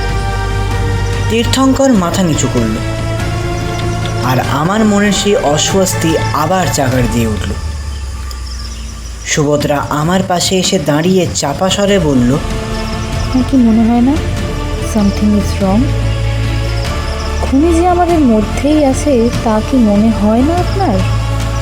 সেরকম সন্দেহ হলে আপনিও কিন্তু বাইরে যাবেন না, সেটা মাথায় আছে তো? জানি জানি, আমাকে সন্দেহ করতেই পারেন, আমার আপত্তি নেই তাতে। ভালো কাজে বলি হতে রাজি আছে। আবার ইন্সপেক্টর মহান্তি এলেন। লাশ নিয়ে যাওয়ার আগে বললেন, সাবধানে থাকুন মশাই, কী যেসব করেন আপনারা কিছুই বুঝি না। ভদ্রলোক আমাদের কিছু জ্ঞানের বাণী দিয়ে চলে গেলেন। আমরা যে তিমিরে ছিলাম সেই তিমিরেই রইলাম। 4:45 নাগাদ রোদ পড়তে আমি, অনিরিতা, সায়ক আর তীর্থঙ্কর কফি নিয়ে বসলাম। বাকি 3 জন একটু দূরে বসে আছেন। তীর্থঙ্কর কফির কাপে চুমুক দিয়ে বলল, আপনি যা বলছেন মিস্টার রায়, তাতে তো ব্যাপারটা ঘুরে যাচ্ছে। এই ভয় আর অভিশাপকে সামনে রেখে এক বিশাল চক্রান্ত চলছে। আমি কিছুই বললাম না। এর উত্তরে অনিরিতা খুব শান্ত গলায় বলল, কিন্তু তাও বলবো, অভিশাপের ব্যাপারটা অবহেলা করা উচিত না। কেন ম্যাডাম, আপনার কি মনে হয় না যে এই অভিশাপের ব্যাপারটা মিথ্যে? আমি কিছুই বলছি না, তবে আমি কোনো থিওরিকেই উড়িয়ে দিতে রাজি নই। কি গো অংশুদা, কিছু বলো। বিশেষ কিছু কি বলার আছে? বললাম আমি, অভিশাপ যদি থেকেও থাকে, গল্প তো আমরা কেউ জানি না। সায়ক একটু ভেবে নিয়ে চাপা গলায় বলল, কিন্তু আমাদের কি করণীয়? এতদিন ধরে এখানে আমরা আছি, খুনিকেও তো ধরতে পারছি না, অথচ আমি একদম শিওর যে আমাদের সঙ্গেই খুনি আছে। শুধু সায়ক না, সবাই এই বিশ্বাস করছে, কিন্তু খুনি কে, এটাই এখন সবচেয়ে বড় রহস্য। অনিরিতা খুব শান্ত গলায় চিন্তিতভাবে বলল, কিন্তু এটা তো বোঝাই যাচ্ছে যে খুনটা কোনো মেয়ের করা নয়। আর আমাদের দলে যে কজন ছেলে আছে তারা নিশ্চয়ই কেউ এভাবে খুন করবে না। আমার কি মনে হয় জানিস? আমি বললাম, আর অনিরিতা তাকালো আমার দিকে। আমি আবার বলতে শুরু করলাম, এই মন্দির আর রাজবংশ নিয়ে আমাদের পড়াশোনা করা উচিত, কারণ পড়াশোনা না করলে অভিশাপের গল্প ক্লিয়ার হবে না। অভিশাপটাকে এত গুরুত্ব কেন দিচ্ছেন বলুন তো? তীর্থঙ্করের প্রশ্ন। আমি বললাম, এই অভিশাপ যে মিথ্যে সেটা প্রমাণ করার জন্য তো এটা জানতে হবে তীর্থঙ্কর। বুঝতে পারলাম। তা কি করতে চান? একবার খুঁজে দেখি নেটে, যদি পাই তো ভালো, নইলে সূর্য কিশোর সম্পর্কে কিছু বই আমায় এনে দিতে পারো। ভুবনেশ্বরের লাইব্রেরিতে ওনাকে নিয়ে বই আছে, সেটা আমি জানি। দেখছি, আমাকে জানান, তাহলে ব্যবস্থা করে দেবো আমি। Thank you. আর সায়ক, বলুন দাদা। তুমি এখানকার থানার সঙ্গে যোগাযোগ রাখো and let me no something new. ঠিক আছে। আমি অনিরিতার দিকে তাকালাম, ওর মুখে হাসি লেগে আছে। অনি, তুই? বুঝে গেছি, ডোন্ট ওয়ারি, খবর পেয়ে যাবে।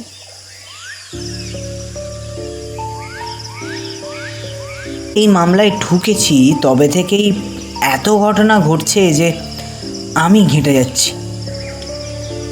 আমার মনে হচ্ছিল যে মাঝের একটা অংশে নিশ্চয়ই একটা মিসিং লিঙ্ক আছে, যেটার অভাবে এই রহস্যটা রহস্যই রয়ে যাবে। সেই মিসিং লিঙ্ক অবশ্য পাওয়া গেল। সেই মিসিং লিঙ্ক আর কিছুই না, এই রাজবাড়ি ও পরিবারের সম্পূর্ণ ইতিহাস। পুরোটা আমি জানতে পারিনি, কিন্তু যতটা পেরেছি ততটাই আমার লিঙ্ক জুড়ে দিয়েছে।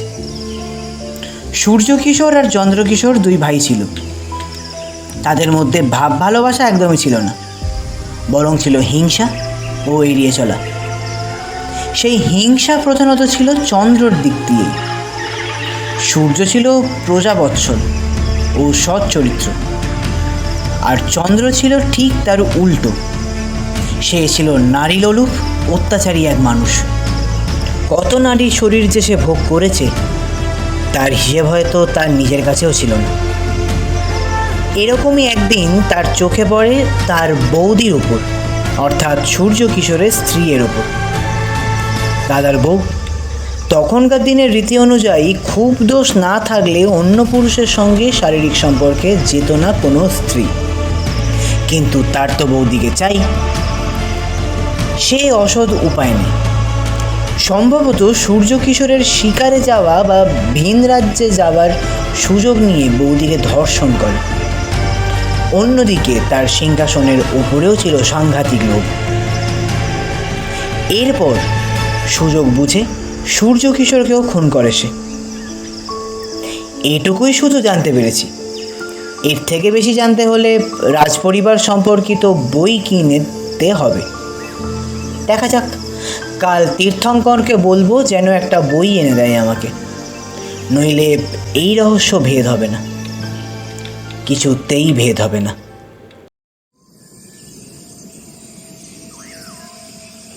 19 অগস্ট সকাল 8টা। আমার জীবনে এরকম অনেক ঘটনা আছে যা আমার অভিজ্ঞতায় ভরপুর করে পরিপূর্ণ করে দিয়েছে। এই ঘটনা সেই রকমই একটা ঘটনা যা আমাকে অবাক, বিস্মিত ও ভরপুর করে দিয়েছে। এই ঘটনা শেষ কিনা জানি না, তবে এই ঘটনা নতুন এক মোড় নিয়েছে। দীপক দাস মারা গিয়েছে তো বটেই, তার সঙ্গে সঙ্গে অভিশাপের কথাটা সত্যি প্রমাণ করে দিয়ে গেছে। আমি রাজপরিবারের খানিকটা ইতিহাস লিখেছিলাম, আজ আরও কিছু ইতিহাস জানতে পারলাম। সেটা লিখে রাখি সময় থাকতে, নইলে ভুলে যেতে পারি। আমি কালই লিখেছিলাম যে রানীকে ধর্ষণ করা হয় এবং রাজা সূর্যকিশোরকে খুন করা হয়। ধর্ষিত হওয়ার পরেও বেশ কিছু বছর বেঁচে ছিলেন রানী। বিধবা অবস্থাতেও তিনি বেঁচে ছিলেন এবং বাধ্য হয়েই রাজার ভাইয়ের সঙ্গে অবৈধ সম্পর্কে জড়িয়ে পড়তে হয়। তিনি মারা যাওয়ার সময় তার বয়স ছিল 54 বছর এবং অদ্ভুতভাবে তিনি নিজের শেষ দিন পর্যন্ত বাঁচিয়ে রেখেছিলেন সূর্যকিশোরকে। তিনি মারা যাওয়ার পরেও নাকি সূর্যকিশোরকে বাঁচিয়ে রেখেছেন, আর এই বাঁচিয়ে রাখার পদ্ধতিও নাকি খুব অদ্ভুত। সূর্যকিশোরকে মারার পরেও কিছুক্ষণ বেঁচে ছিলেন, আর রানী নাকি তার আত্মাকে এই দেবতার বিগ্রহের মধ্যে প্রতিষ্ঠা করে দেন। সূর্যকিশোরকে মারা হয় ঠিক সেইভাবেই যেভাবে আজকের এই হত ব্যক্তিদের মারা হচ্ছে। আর রাজার ভাইয়ের চরিত্র ছিল খুব দুর্বল। মহিলার ইজ্জত নেওয়া থেকে শুরু করে তাদের সঙ্গে রাত কাটানো, এ ছিল তার কাছে জল ভাত। সব মেয়েরাই প্রায় তার কাছে সহজেই ধরা দিত। কী যে ছিল তার মধ্যে তা কেউ জানে না। রানী এই আত্মার কাছে ইচ্ছে প্রকাশ করে রেখে গেছিল যেভাবে তাকে হত্যা করা হয়েছে, সেইভাবেই যেন সমস্ত মেয়ে লোভী পশুদের নিজ হাতে শেষ করে যায় সে। এবং তার মুক্তি হবে তবেই যবে রাজার ভাইয়ের বংশধরকে শেষ করবে সে। এত গল্প আছে তা ভাবতেও পারিনি আমি। ভূতে বিশ্বাস করলেও এগুলো কোনো সত্যতা আছে বলে বিশ্বাস করতাম না। তার মানে কি সত্যি এসব হয়? এই ঘটনা জানতে পারলাম তীর্থঙ্করের এনে দেওয়া বই থেকে। তাকে বইটা ফেরত দিতেই সে প্রশ্ন করল, কাজ হলো কিছু? আমি ইশারায় হ্যাঁ বুঝিয়ে দিলাম। সে আবার প্রশ্ন করল, কি জানতে পারলেন? তুমি তো এটা পড়েছো, বলো তো কি মনে হচ্ছে? দোষী তো শাস্তি পাবেই, কিন্তু কিভাবে পাবে? সেটা জানার জন্য বোধহয় একটু অপেক্ষা করতে হবে ভাই। এত সহজে এর উত্তর নিশ্চয়ই পাওয়া যাবে না। আমি আশাও করি না মিস্টার রায়। তাহলে তো হয়েই গেল। বসে থাকো যতক্ষণ না কিছু হচ্ছে। আমার বেশ মজাই হচ্ছে। জঙ্গলের জঙ্গলি হাওয়ায় আছি, কফি খাচ্ছি আর ঘুমোচ্ছি, তার সঙ্গে লাঞ্চ আর ডিনারও করছি, আর এই গভীর জঙ্গলের সৌন্দর্য উপভোগ করছি। মনে হচ্ছে যেন সেই আদিমতর যুগের আদিমতম মানুষ হয়ে গেছি। প্রস্তর যুগে মানুষ কীরকম ছিল তা আমি ঠিক জানি না, কিন্তু এখানে এসে যেন প্রস্তর যুগকে ফিরে পেয়েছি। সেই অ্যাডাম ও লেলিতের সময়তে চলে গেছি। জঙ্গলে বসে না পড়লে সূর্যকিশোরের গল্পটা হয়তো গল্প বলেই মনে হতো, কিন্তু জঙ্গলে থাকার দরুন কি সুন্দর সত্য ঘটনা হিসেবে মেনে নিতে সুবিধা হলো এটা। আচ্ছা, খুন করাটা কি মানুষের আদিম প্রবৃত্তি? হয়তো তাই। আমি এসব ভাবছি বসে, হঠাৎ সৌরসেনী এগিয়ে এলো আমার কাছে। ইশারায় বসতে বললাম ওকে। চেয়ারে বসে সৌরসেনী চাপা গলায় বলল, আপনার মনে হতাশা এসেছে মনে হচ্ছে। আমি তাকালাম ওর দিকে, কিন্তু কোনো কথা বললাম না। চুপ থেকে সৌরসেনী আবার ধীর কণ্ঠে বলে উঠল, আপনার মুখ দেখে কিন্তু বোঝা যাচ্ছে না যে আপনি চিন্তা করছেন না আনন্দে আছেন। এবার আমি হেসে উঠলাম বেশ জোরে। বললাম, আমার মনে এখন মিশ্র প্রতিক্রিয়া আছে সৌরসেনী। বুঝবে কি করে বলো? মিশ্র প্রতিক্রিয়া কিরকম? এই ধরুন, জঙ্গলে আছি বলে আমার মন কিন্তু ময়ূরের মতো নাচছে, আবার অ্যাট দ্য সেম টাইম রহস্য নিয়ে খুব চিন্তিত। তা এখন কি আনন্দ নিয়ে ভাবছেন না রহস্য নিয়ে? ওই যে বললাম, দুটো জিনিসই আমার মনকে ব্যস্ত করে তুলেছে। সৌরসেনী বেশ কিছুক্ষণ ভাবল, তারপর সামনের দিকে ঝুঁকে চাপা গলায় বলল, একটু সাবধানে থাকবেন। বলা তো যায় না, হয়তো হঠাৎ করেই সব কিছু হয়ে গেল। কথাটা বলি উঠে গেল সৌরসেনী। কথাটার তাৎপর্য আছে কি না বুঝতে পারলাম না। তারও কিছুক্ষণ পর এলো অনিরিতা। এসেই আমাকে বলল, কি সাবধান করে গেল বুঝি? হ্যাঁ, উত্তর দিলাম আমি। মিস্টার দাস মারা যাবার পর থেকে সবাইকে উনি সাবধান করে বেড়াচ্ছেন। অবশ্য ঠিক কাজই করছেন। কেউই তো জানে না এবার কার পালা। আমি বোধহয় জানি। কি বলছো গো? আমাদের মধ্যে এমন কেউ একজন আছে যে সূর্যকিশোরের ভাইয়ের বংশধর। সো গেস কর কার মৃত্যু আসন্ন। এই মরেছে। তুমি তো বিপদে ফেলে দিলে। এখন আবার বংশধর কিভাবে খুঁজি? খুঁজতে হবে না, you will get him or her very soon. আমার নিজের মনও অবশ্য বলছিল খুব তাড়াতাড়ি এই রহস্যের একটা মীমাংসা হয়ে যাবে। সেই ভরসাতেই সবাইকে প্রবোধ দিচ্ছি আর কি কাল রাত থেকে। তার সঙ্গে নিজের মনকেও বুঝিয়ে যাচ্ছে সমানে। 20 অগস্ট রাত 10টা। আজ সারাদিন বৃষ্টি হলো, তাই কাজ কিছুই হয়নি। সবাই এখন ভয় পেয়ে রয়েছে। বৃষ্টি না হলেও তাঁবু থেকে কেউই বেরোতো বলে তো মনে হয় না। উষসী বৃষ্টির মধ্যেই আমার কাছে এসেছিল, বলল, জায়গাটা ভালো নয় দাদা, জায়গাটা একদম ভালো না। যদি আগে জানতাম তাহলে নিশ্চয়ই আসতাম না এখানে। আর যা যা বললো তাতে বুঝলাম ও এখানে থাকতেই চায় না। সত্যি বলতে কি, যেভাবে ঘটনা এগোচ্ছে আমিও যে এখানে থাকতে চাইছি তা নয়। তীর্থঙ্কর শহরে গেছিল ইন্সপেক্টর মহান্তির সঙ্গে দেখা করতে। অনিরিতার সঙ্গে গেছিল থানায়। দুজনে ফিরল সকাল 11টা নাগাদ। ফিরেই দুজন মিলে আমার তাঁবুতে এলো। কি হলো সেটা জিজ্ঞেস করাতে তীর্থঙ্কর বেশ গম্ভীরভাবেই বলল, পুলিশ তো দায়িত্ব নিতে চাইছে না। ওরা বলছে যত তাড়াতাড়ি সম্ভব আমাদের এখান থেকে চলে যেতে। তা তুমিও কি চলে যাবে ভাবছো নাকি? না, এর শেষ না দেখে তো আমি যাচ্ছি না। আগে দেখবো কি হয়। আমারও তাই মত। অনিন্দিতা বলল কথাটা। কিন্তু আমার একটা কথা আছে অংশুদা। আমি বোধহয় ধরে ফেলেছি কেউ এই চন্দ্রকেশরের বংশধর। বলিস কি? কিভাবে জানলি? আমি মনোবিজ্ঞানের ছাত্র ছিলাম, সেটা নিশ্চয়ই তোমার মনে আছে। হ্যাঁ, কিন্তু সেটার সঙ্গে আমার মন কি বলছে জানো? কি? এই ড্রাগস ডিলার আমাদের মধ্যেই উপস্থিত আছে। প্রমাণ পেয়েছিস? না পেয়ে কি বলছি তোমায়? কিন্তু সে কে? সেটা কিছুদিনের মধ্যেই জেনে যাবে, এখন আমি বলবো না।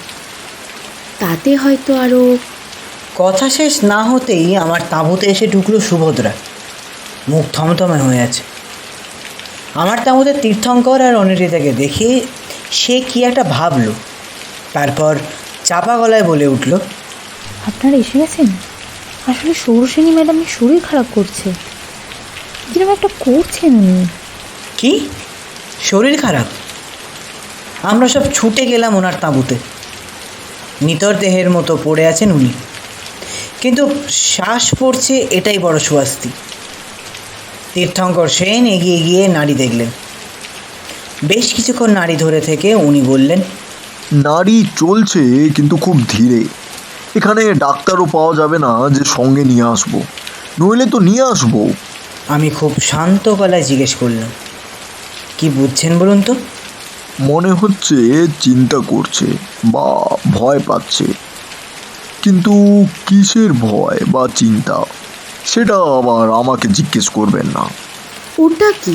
অনিন্দিতার প্রশ্ন শুনে আমরা সবাই তাকালাম ওর দিকে, কিন্তু ওর দৃষ্টি স্থির নিবদ্ধ হয়ে আছে তাঁবুর ডান কোণার দিকে। তাকিয়ে দেখলাম একটা কাগজের টুকরো পড়ে আছে সেখানে।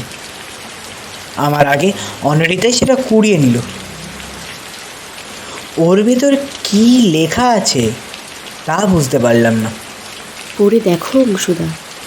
কথাটা বলে কাগজের টুকরোটা আমার দিকে বাড়িয়ে দিল অনিন্দিতা। সেটা হাতে নিয়ে দেখলাম যে সেখানে কিছু সাংকেতিক ভাষা লেখা আছে। সেই ভাষা বোঝার উপায় পুলিশের থাকতে পারে, কিন্তু আমার কাছে কোনো উপায় নেই। বললাম, এটার মানে কিছু বুঝলি? অনিন্দিতা ইশারায় হ্যাঁ বোঝালো, তারপর খুব চাপা গলায় উত্তর দিল, হ্যাঁ বুঝেছি, কিন্তু এটা এখানে কি করছে সেটাই আমার কাছে একটা বড় রহস্য। তীর্থঙ্কর উঠে দাঁড়িয়ে আমার কাছে এসে কাগজটা নিয়ে নিল আমার থেকে। ইতিমধ্যে সায়কও চলে এসেছে তাঁবুতে। সব ব্যাপারটা শুনে সায়ক বলল, আপনারা কি বলবেন জানি না, কিন্তু আমার বিশ্বাস যে কেউ একজন ইচ্ছাকৃত এই ব্যাপারগুলো ঘটাচ্ছে। আমরা তাকালাম ওর দিকে। সুভদ্রা ধীরে ধীরে বলল, ইচ্ছাকৃত হোক বা অনিচ্ছাকৃত, এই শেষ কোথায় তা বলতে পারেন? তার চেয়েও বড় কথা, এর শেষ কোথায় হবে? অনিন্দিতা প্রশ্ন করল। খুব সত্যি কথা, এর শেষ কোথায় তা কেউ জানে না। বাইরে অঝরে বৃষ্টি হচ্ছে। বৃষ্টির ফোঁটায় গাছের পাতা জঙ্গল ভিজে যাচ্ছে। সুভদ্রা আর উষসীকে সৌরসেনের কাছে বসিয়ে রেখে আমরা তাঁবুতে এলাম। আসার আগে উষসীকে বললাম, সব দিক নজর রেখো তো, কিছু হলেই আমাকে জানিও। আমার তাঁবুতে এসে তীর্থঙ্কর নীরবে একটা সিগারেট ধরালো, তারপর পরপর 4টে ধোঁয়ার রিং ছাড়ল। খুব ধীর কণ্ঠে তীর্থঙ্কর বলল, সব কিছু ঠিক থাকবে যদি আমার ভয়টা সত্যি না হয়। কি সন্দেহ করছেন বলুন তো? প্রশ্নটা করল সায়ক, আর উত্তরে তীর্থঙ্কর বলল, বলা ঠিক হবে কিনা ভাবছি। সত্যি বলতে কি, দেয়ালের মতো গাছপালারও তো কান আছে। আপনি কি সেটাই ভাবছেন যেটা আমি ভাবছি? অনিন্দিতার প্রশ্ন শুনে ফিরে তাকালো তীর্থঙ্কর। অনিন্দিতার মুখে অদ্ভুত একটা হাসি লক্ষ্য করলাম আমি। এই হাসির কি কোনো মানে আছে বিশেষ? অনিন্দিতার পরিচয় তো এখনো পাইনি। কেউ তীর্থঙ্কর না হয় লালবাজারের পুলিশ, কিন্তু ও কার আন্ডারে আছে তাও জানি না। আমাদের মধ্যে নিস্তব্ধতা পালন হলো বেশ কিছুক্ষণ। কথাটা আমি সমর্থন করলেও তীর্থঙ্কর কিন্তু সমর্থন করল না। তবে মানুক বা না মানুক, কথাটার প্রতিবাদও করল না। হয়তো পরপর দুটো খুনের জন্যই তীর্থঙ্কর চুপ করে রইল। সায়ক চুপ করে থাকলো কারণ তার কথার মধ্যে সে অনেক কিছু বুঝিয়ে দিয়েছে।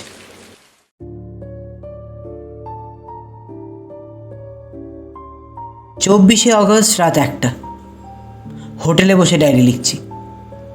আমাদের সঙ্গে যা হলো তার ঘোর কতদিন থাকবে তা জানি না।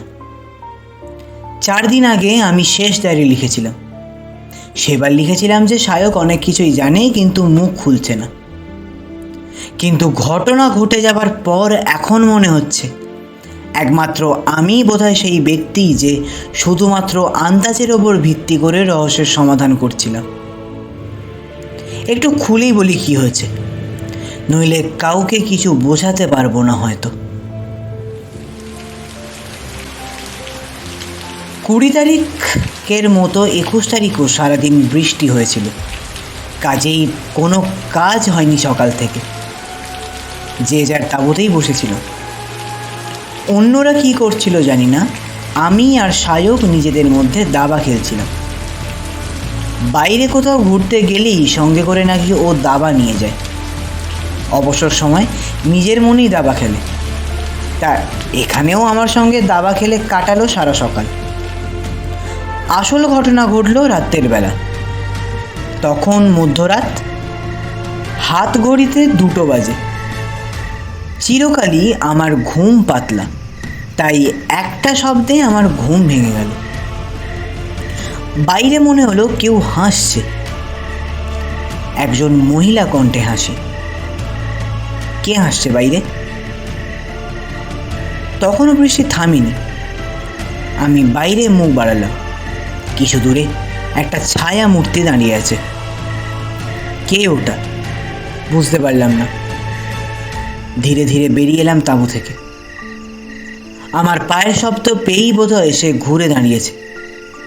আমি প্রশ্ন করলাম, কে? অন্য দিক থেকে পরিচিত গলা ভেসে এলো, মিস্টার রায়, আমি ষোড়শিনী। এত রাত্রে আপনি বাইরে কি করছেন? ভাবছিলাম একবার মন্দিরে যাব। মন্দির? কেন বলুন তো? জানতে চান? তাহলে চলুন আমার সঙ্গে, দেখতেই পাবেন কি ব্যবসা ফেদে বসে আছি। ব্যবসা? প্রশ্ন করে থেমে গেলাম। কিছুদিন আগে অনিন্দিতা আর তীর্থঙ্কর এরকম কিছু একটা বলেছিল না? এখানে নাকি পুরনো জিনিসের একটা ব্যবসা চলে। বেশ কিছু পুরনো জিনিস চড়া দামে সাহেবদের কাছে বিক্রি করা বা পাচার করা, যেমন দামি পাথর বা মূর্তি পাচার হয়। তার মানে ষোড়শিনী।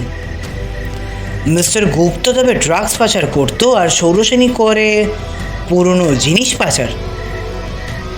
হিসেবটা তাহলে দাঁড়াচ্ছে এই সল সিলভারস্টাইন সাহেবটি তাহলে ষোড়শিনীর জন্যই ছুটে এসেছে। এইবারে ব্যাপারটা পুরো পরিষ্কার হলো। চাপা গলায় বললাম, তার মানে পুরো বিষয়টার পেছনে আপনি আছেন? ব্যাপার? কোন ব্যাপার? ও, আপনি খুনের কথা বলছেন? না, খুন আমি মোটেই করিনি, তবে প্রয়োজনে নিশ্চয়ই করতাম। ও সাহেব আমাকে ফাঁসিয়ে দেবার ভয় দেখাচ্ছিল, ছাড়াতাম কি করে বলুন? হাউ কুড আই লিভ হিম? আমার সামনে ভালো মানুষই করতেন তবে। আমি তো নির্দোষ মিস্টার রায়। আমাকে কি খারাপ মানুষ বলে মনে হয় নাকি? সাহেব ছাড়া তো আর কেউ নেই যে আমাকে পুরনো জিনিস পাচারকারী হিসেবে শনাক্ত করবে। কার কথায় আর কিসের ভিত্তিতে আমায় অপরাধী বলবেন মিস্টার রায়? নিজের মুখে স্বীকার করে নিলেন মিসেস বাটরা। সব কিছু নিজের মুখে স্বীকার করলেন। এতে কিচ্ছু প্রমাণ হয় না। এই গভীর জঙ্গলে ঝড় জলের রাতে সবাই নিজের তাঁবুতে ঘুমাচ্ছে। কে শুনলো আমার কথা? None. No one will believe you mister Roy. No one will believe you. No one will believe you mister Roy. কথাটা বলি প্রাণ খোলা হাসি হেসে উঠল সৌরসেনী বাটরা। কি নিষ্ঠুর, কি ক্রূর সেই হাসি! উফ, নিতে পারছিলাম না আর, আমি আর নিতে পারছিলাম না। হঠাৎ করেই তীর্থঙ্কর সেনের গলা শুনলাম। সে তাঁবু থেকে কখন বেরিয়ে এসেছে বুঝতেও পারিনি। হাসি মুখে সে বলল, আমি সাক্ষী আছি ম্যাডাম, আমার মোবাইল ফোন সাক্ষী আছে, আমার টেন্টমেট অনিরিতাও সাক্ষী আছে, তার মোবাইল ফোনও সাক্ষী রয়েছে, তাছাড়া ইন্সপেক্টর মৈত্র তো আছে। এত লোক থাকতে সাক্ষীর অভাব আছে কি? কথার মধ্যে দেখলাম সায়ক বেরিয়ে এসেছে। পিছনের তাঁবু থেকে অনিরিতা, সুভদ্রা আর উষসী এরাও বেরিয়ে এসেছে। অনিরিতা আর সায়কের হাতে রিভলভার। তীর্থঙ্কর নিজের ফোনটা হাতে নিয়ে দাঁড়িয়ে আছে। খুব ভুল করলেন মিস্টার সেন, খুব ভুল করলেন। চাপা গলায় গর্জে উঠলেন সৌরসেনী বাটরা। আপনি ভাবতেও পারছেন না আমি কি করতে পারি আপনাদের। আমি ভাবতেও পারছি, বুঝতেও পারছি ম্যাডাম, কিন্তু আপনি বোধহয় ভাবার বা বোঝার ক্ষমতা হারিয়েছেন, তাই জানতেও পারছেন না আমি কি করতে পারি। কি ক্ষমতা আপনার? কি ক্ষমতা? একজন ডিডির যা ক্ষমতা থাকে আমার ঠিক তাই ক্ষমতা। আমি লালবাজারের ডিটেকটিভ ডিপার্টমেন্ট। আর বিশেষ কিছু জিজ্ঞাসা আছে আপনার? আপনি? ঠিক ধরেছেন, ডাক ডিলিংসের সোর্স খুঁজতেই এসছিলাম। বুঝতে পারিনি ব্যাপারটা এইভাবে শেষ হবে। সিলভারস্টাইনও এখানে আসবেন, আপনিও এখানে আসবেন, আবার মিস্টার রায়ও এখানে আসবে। বেশ অবাকভাবেই তাকিয়ে রইলাম তীর্থঙ্কর সেনের দিকে। গোয়েন্দা বিভাগ লালবাজার, অথচ কিছুই বুঝতে পারিনি আমি। এবার কথা বলল অনিরিতা, ঠিক দু পা এগিয়ে এসে।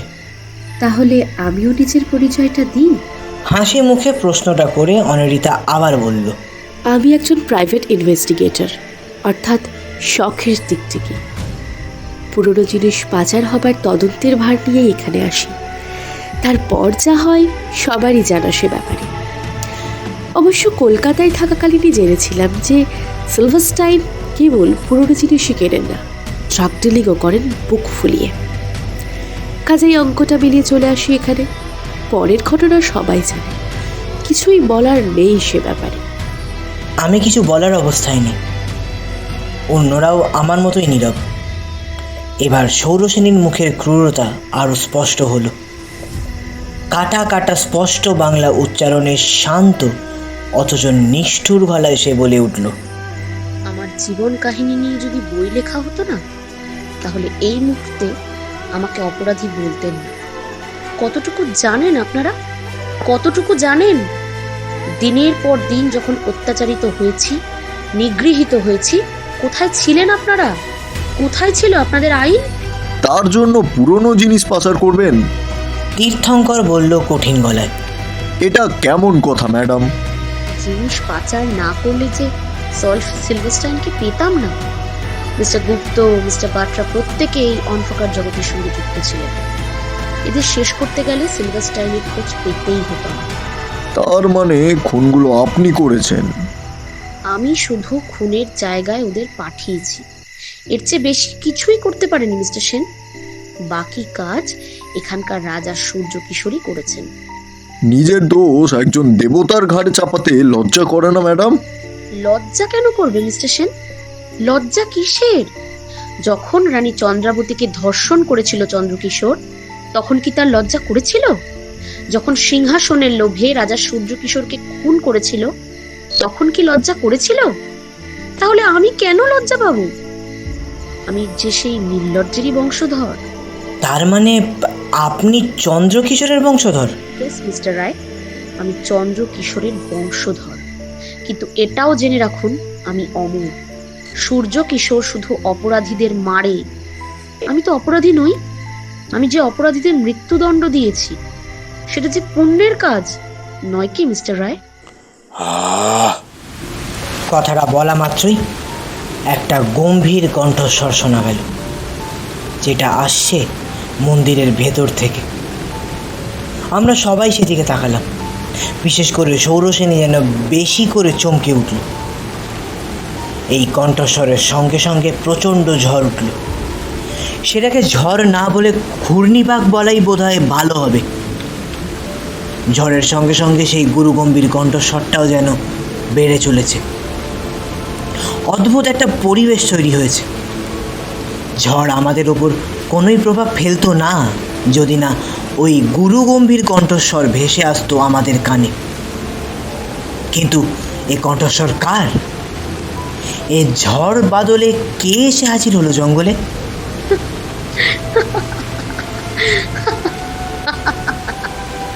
মহারাজ! চেঁচিয়ে উঠল সৌরসেনী বাটরা, তার সঙ্গে প্রবল হাসির ধমক। রাজামশাই, রাজামশাই! সৌরসেনী আরো জোরে হেসে উঠল শব্দ দুটো বলে। এবার আমি মুক্ত মহারাজ, এবার আমি মুক্ত। না, তুমি মুক্ত নও। মুক্ত তুমি হতে পারো না। মহারাজ, কি বলছেন? ঠিক বলছি। তোমাকে না মারলে যে আমার মুক্তি হবে না। তুমি যে চন্দ্র কিশোরের বংশধর, তোমাকে যে মরতেই হবে। প্রতিনিয়ত আপনার রাগ কমানোর চেষ্টা করে গেছি, তার সঙ্গে পাপও করে গেছো। মানুষকে হত্যা করে গিয়েছো অনবরত। পাপী মানুষকে আমি ক্ষমা করি না, এটা যেমন সত্যি, আবার এটাও সত্যি তুমি যে একরকম পাপী নও, বরং সঠিক পাপী। না মহারাজ, শুনুন, শুনুন মহারাজ। হঠাৎ করেই গভীর জঙ্গলের মধ্যে মাঝরাতে এত আলো কোথা দিয়ে এলো? ভোর হয়ে গেল নাকি? না তো, এখন তো সবে 3:45। তাহলে কি হলো? হঠাৎ মন্দিরের দিকে চোখ গেল। এমনিতে যেত না হয়তো চোখ, কিন্তু ওই যে উষসী ভয় পেয়ে চিৎকার করে উঠল। এই চিৎকার শুনেই সবাই মন্দিরের দিকে তাকালাম। আর তারপরেই জীবনের সবচেয়ে আতঙ্কিত দৃশ্যটা দেখলাম হয়তো। মন্দিরের বীভৎস বিগ্রহ বেরিয়ে আসছে বাইরে, আর এই বেরিয়ে আসার সঙ্গে সঙ্গেই খট খট করে একটা শব্দ ভেসে আসছে। আমি কোনো কালই ভীতু নই, কিন্তু তবু এই দৃশ্য দেখে আমার সাহসী মনেও ভয়ের সঞ্চার হলো। কোনো মূর্তি কি এই জ্যান্ত হতে পারে? তারপরেই মনে পড়ল, সূর্য কিশোরের অভিশাপ ছিল নিজের ভাইয়ের বংশকে ধ্বংস না করা অবধি তার মুক্তি নেই। আর সৌরসেনী তার ভাইয়ের একমাত্র উত্তরসূরি। তার মানে এবার কি সৌরসেনীর পালা? হ্যাঁ, হিসেব তো তাই বলছে।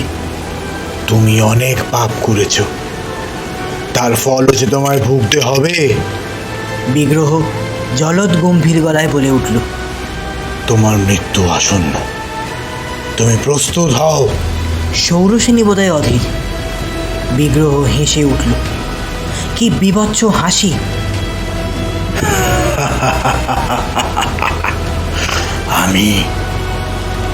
আমি এখন ঈশ্বর, আমি এখন দেবতা।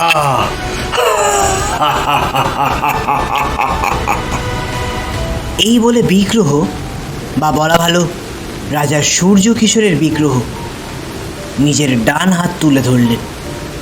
আর সেই ডান হাত দিয়ে একটা জ্যোতি বিচ্ছুরিত হলো। সেই আলো সৌরসেনীর কপাল থেকে তলপেট অবধি চিরে দিল। আবারও একটা খুন, ঠিক সেই আগের মতোই। সৌরসেনী মাটিতে পড়ে গেল, আর সে বেঁচে নেই। সূর্য কিশোর হাত জোর করে কাকে যেন প্রণাম করল, তারপর মিলিয়ে গেল আলো হাওয়ায়। কিন্তু তখনও আমাদের ঘোর কাটল না। ঘোর কেটে প্রথম কথা বলল Tirthankar. So she is dead. এর উত্তর আমরা কেউ দিতে পারলাম না। শায়ক চাপা গলায় বলল, দ্য কার্স ওয়াজ রাইট। তীর্থঙ্কর কেবল মাথা দোলালো, কিন্তু মৃতদেহ ছুঁল না। শুধু বলল, I think we all know the rules. Don't touch it.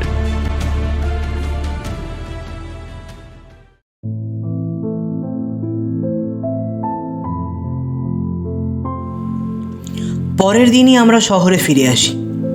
সঙ্গে করে সৌরসেনীর লাশ আনা হয়। এরপর কি হয় তা আমি জানি না। হোটেলের বারান্দায় আমি আর অনিরিতা কথা বলছিলাম।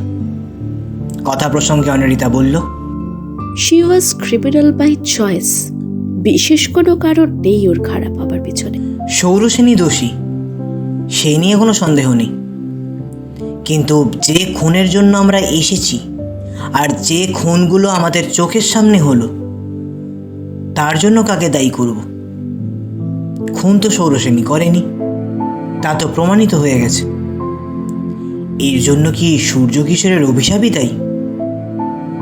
তার জন্য আরও কিছু অভিযান লাগবে বোধহয়। সেই অভিযানেও কি জানতে পারবো? সেটা বোধহয় রাজা সূর্য কিশোরই জানে।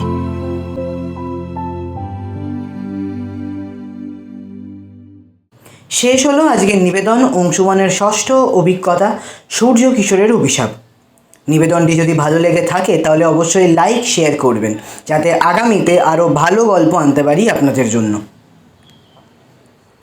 অনিরিতার চরিত্রে মোনালি কর্মকার, দীপক দাসের ভূমিকায় সুভাষ ব্যানার্জি, নন্দিনীর চরিত্রে মৌমিতা হালদার, সায়ক মৈত্রর ভূমিকায় শুভায়ু, সুভদ্রার চরিত্রে শ্রেয়া ঘোষ, সলফেসিস সিলভারস্টাইনের ভূমিকায় বিশ্বদীপ সাঁফুই, সৌরসেনীর চরিত্রে অঙ্কনা দাস, তীর্থঙ্করের ভূমিকায় শুভব্রত জানা, উষসীর ভূমিকায় ইন্দ্রাণী দে, রাজা